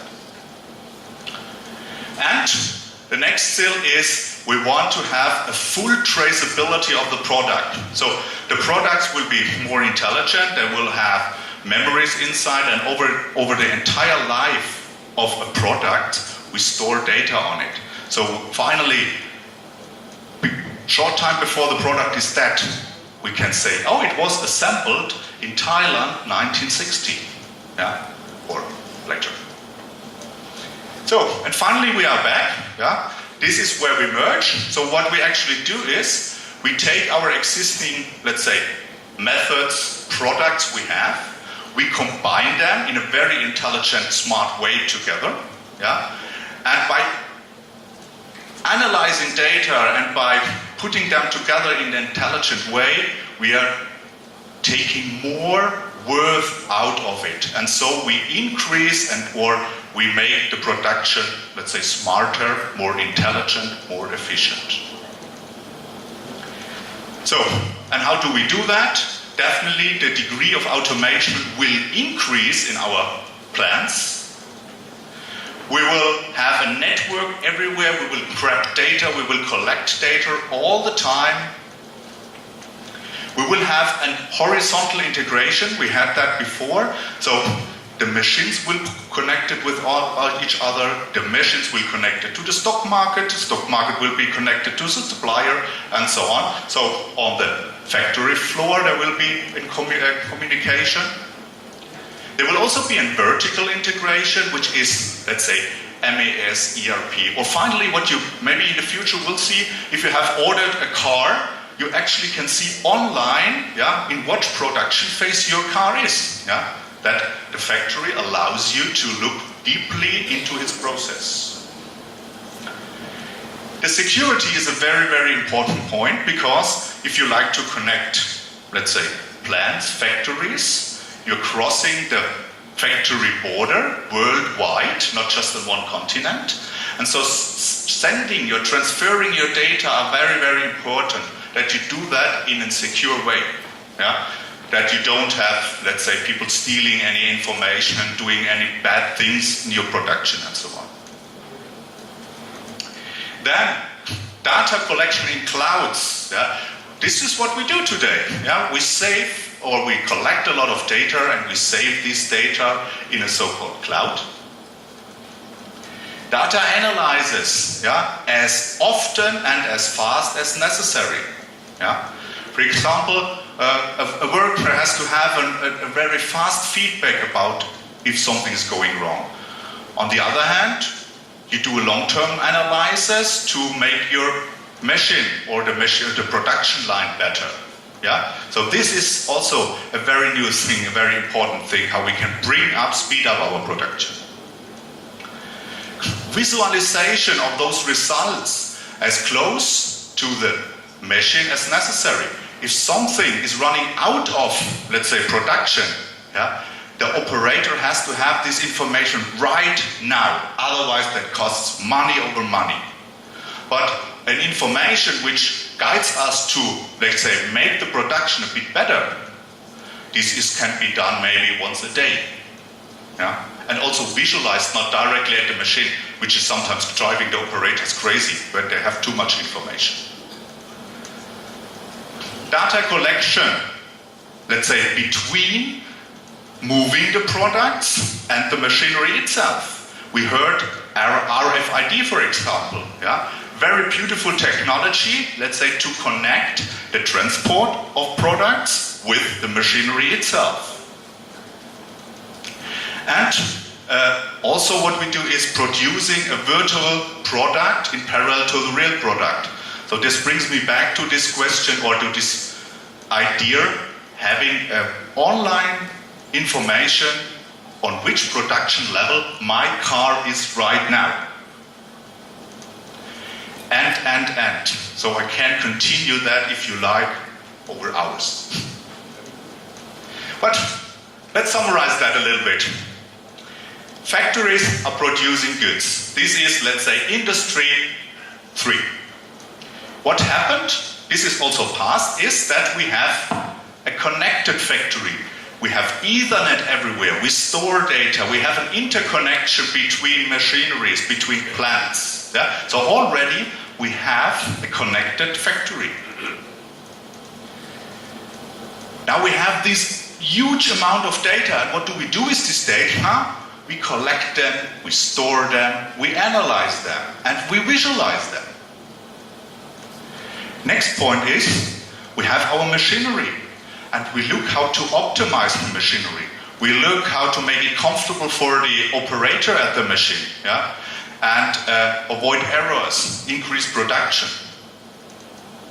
And like I said, we're also going to, let's say, have an interaction, a connection between moving the parts, machinery, the machines with each other over plans and so on.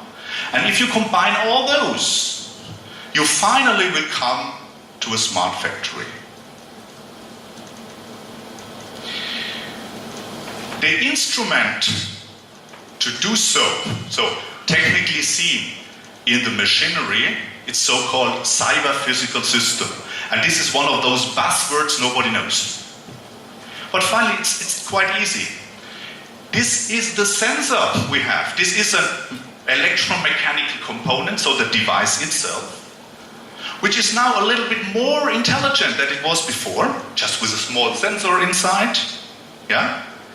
It's giving us, let's say, a software, a firmware, which is making it flexible, which is making it intelligent, and it has interfaces. Sometimes it has screens, sometimes it's running a standard protocol to have an interaction with us. And this is finally the total secret behind cyber-physical systems.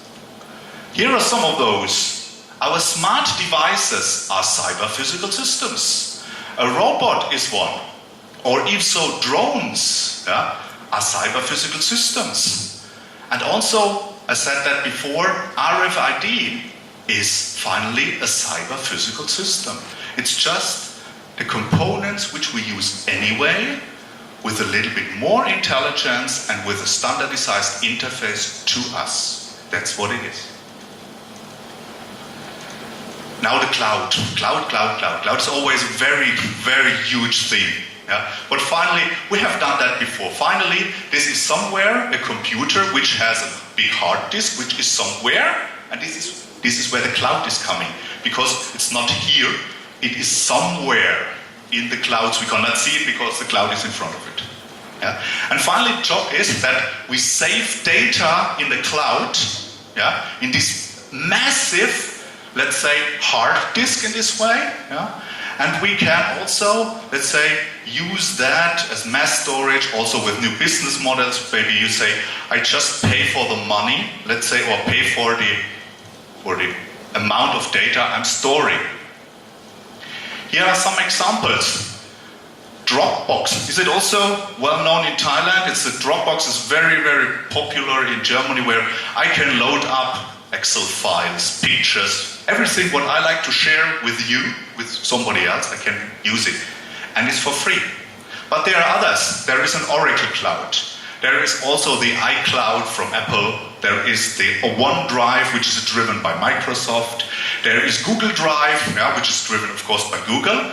But there are all others. There are, for example, the Bosch Internet of Things Cloud. And this is one indicator that we as Bosch, we as a company, see also a new business model in offering cloud services.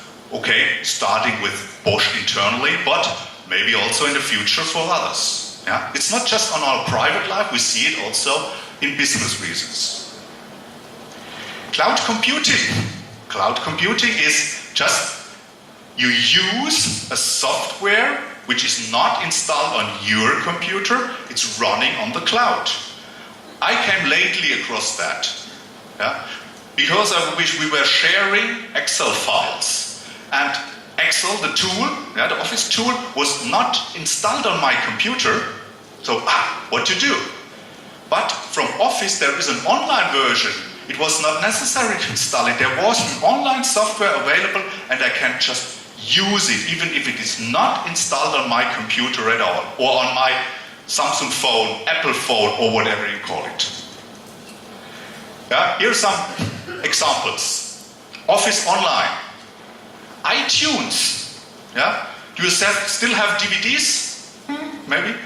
Some should. Yeah? Or Google Mail. Google Mail, there is no installation on our phones, we just do it online all the time. Yeah? And also coming a little bit to this, let's say industrial use, there is the Bosch Internet of Things suite, yeah, which is offering software models based on a cloud service. Yeah? So we see it on private, and in parallel, of course, we see it also in business. Big data. This is the next thing which is all around us and which is, let's say, has to be explained a little bit what is behind. Finally, we all collect data, but what is new with big data? Of course, one thing is big. Big means a lot of bytes were saved hour by hour, minute by minute. But the other thing is the speed, in which speed we collect data is very, very fast. We really do it second by second. And the last thing is the variation. We select or we save a lot of data with a little huge variety. Yeah? And this is all about big data. Some numbers. Google is collecting 1 petabyte. They're computing a petabyte of data per day. What the hell is a petabyte? So a petabyte is, there is the biggest library standing somewhere in the United States. The biggest, world widest library. Take all information existing in this library, multiply it by 100.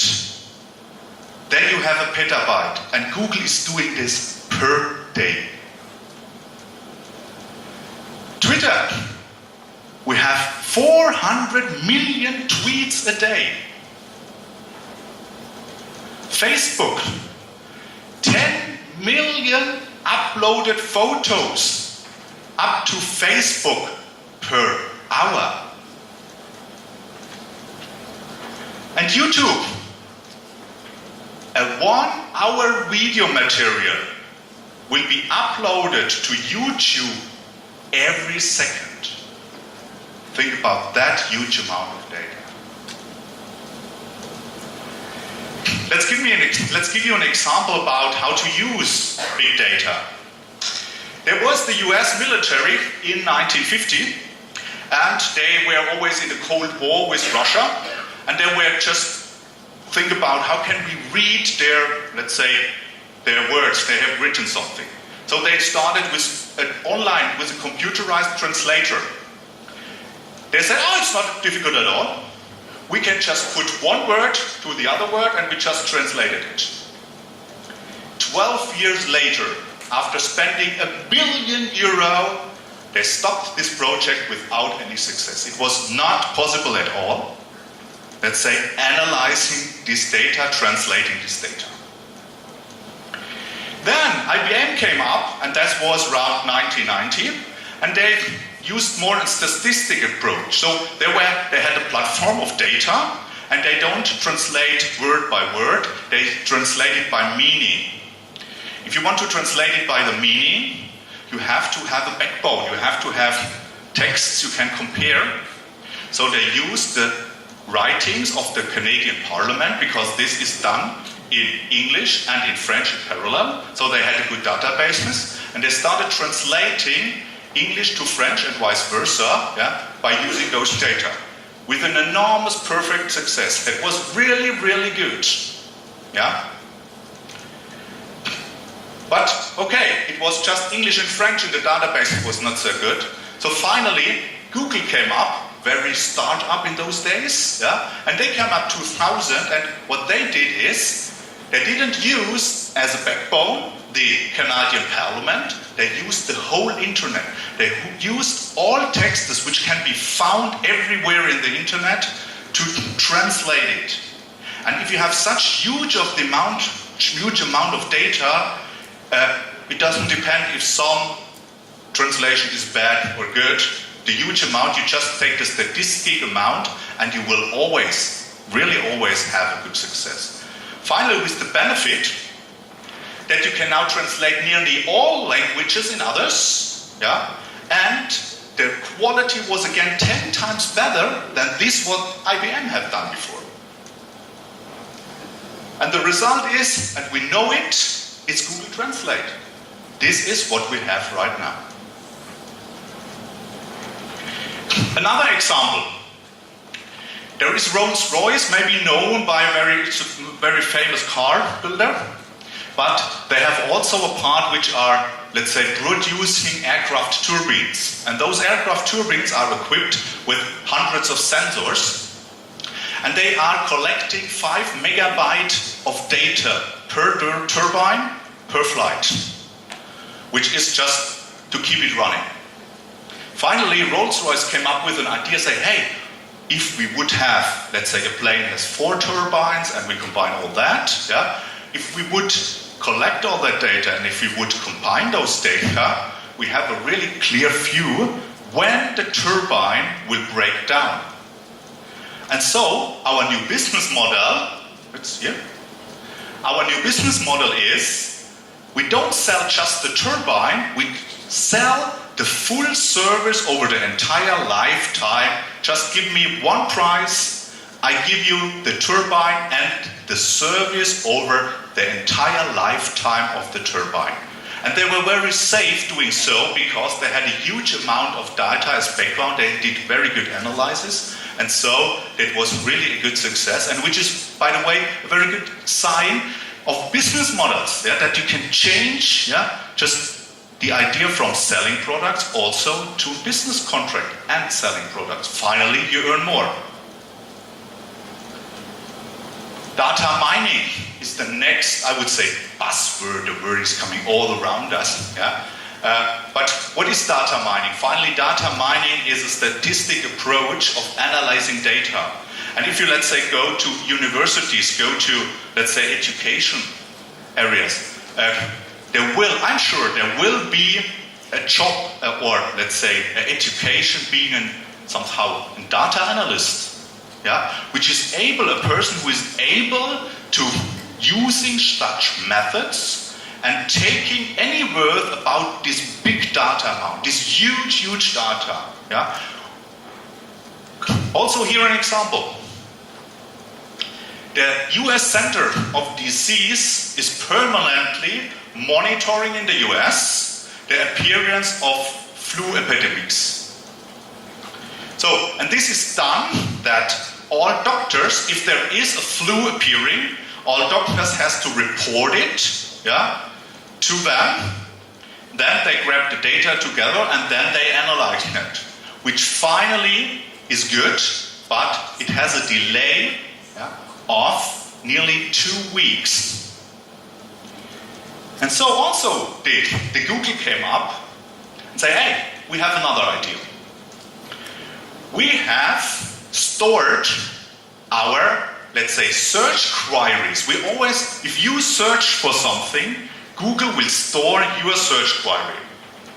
So they store them, which is about 3 billion, let's say, searches per day. And then they are very intelligent analysts who are coming and say, hey, let's have an idea, what can we combine, what search, let's say, procedures can be combined to have any quality out of it. And finally they, let's say, compared 500 million different models. Finally they found out a combination out of 45 different searches were very, very perfect. Yeah? And they, historically seen, were able to detect the appearance of a flu exactly as perfect as the Institute has done it with a 2 weeks delay, but online. Yeah? Right now. Yeah? And so this, as this method is now existing, you can do it permanently. To summarize that now a little bit, so we have the factory, we have our plants, we have the machinery around. We're collecting data, day by day, minute by minute, second by second, and finally, if these are coming very fast, they are big data. We store them in a cloud.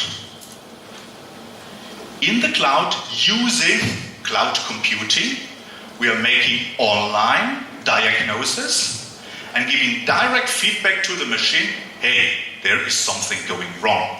You have to react now, otherwise we waste money.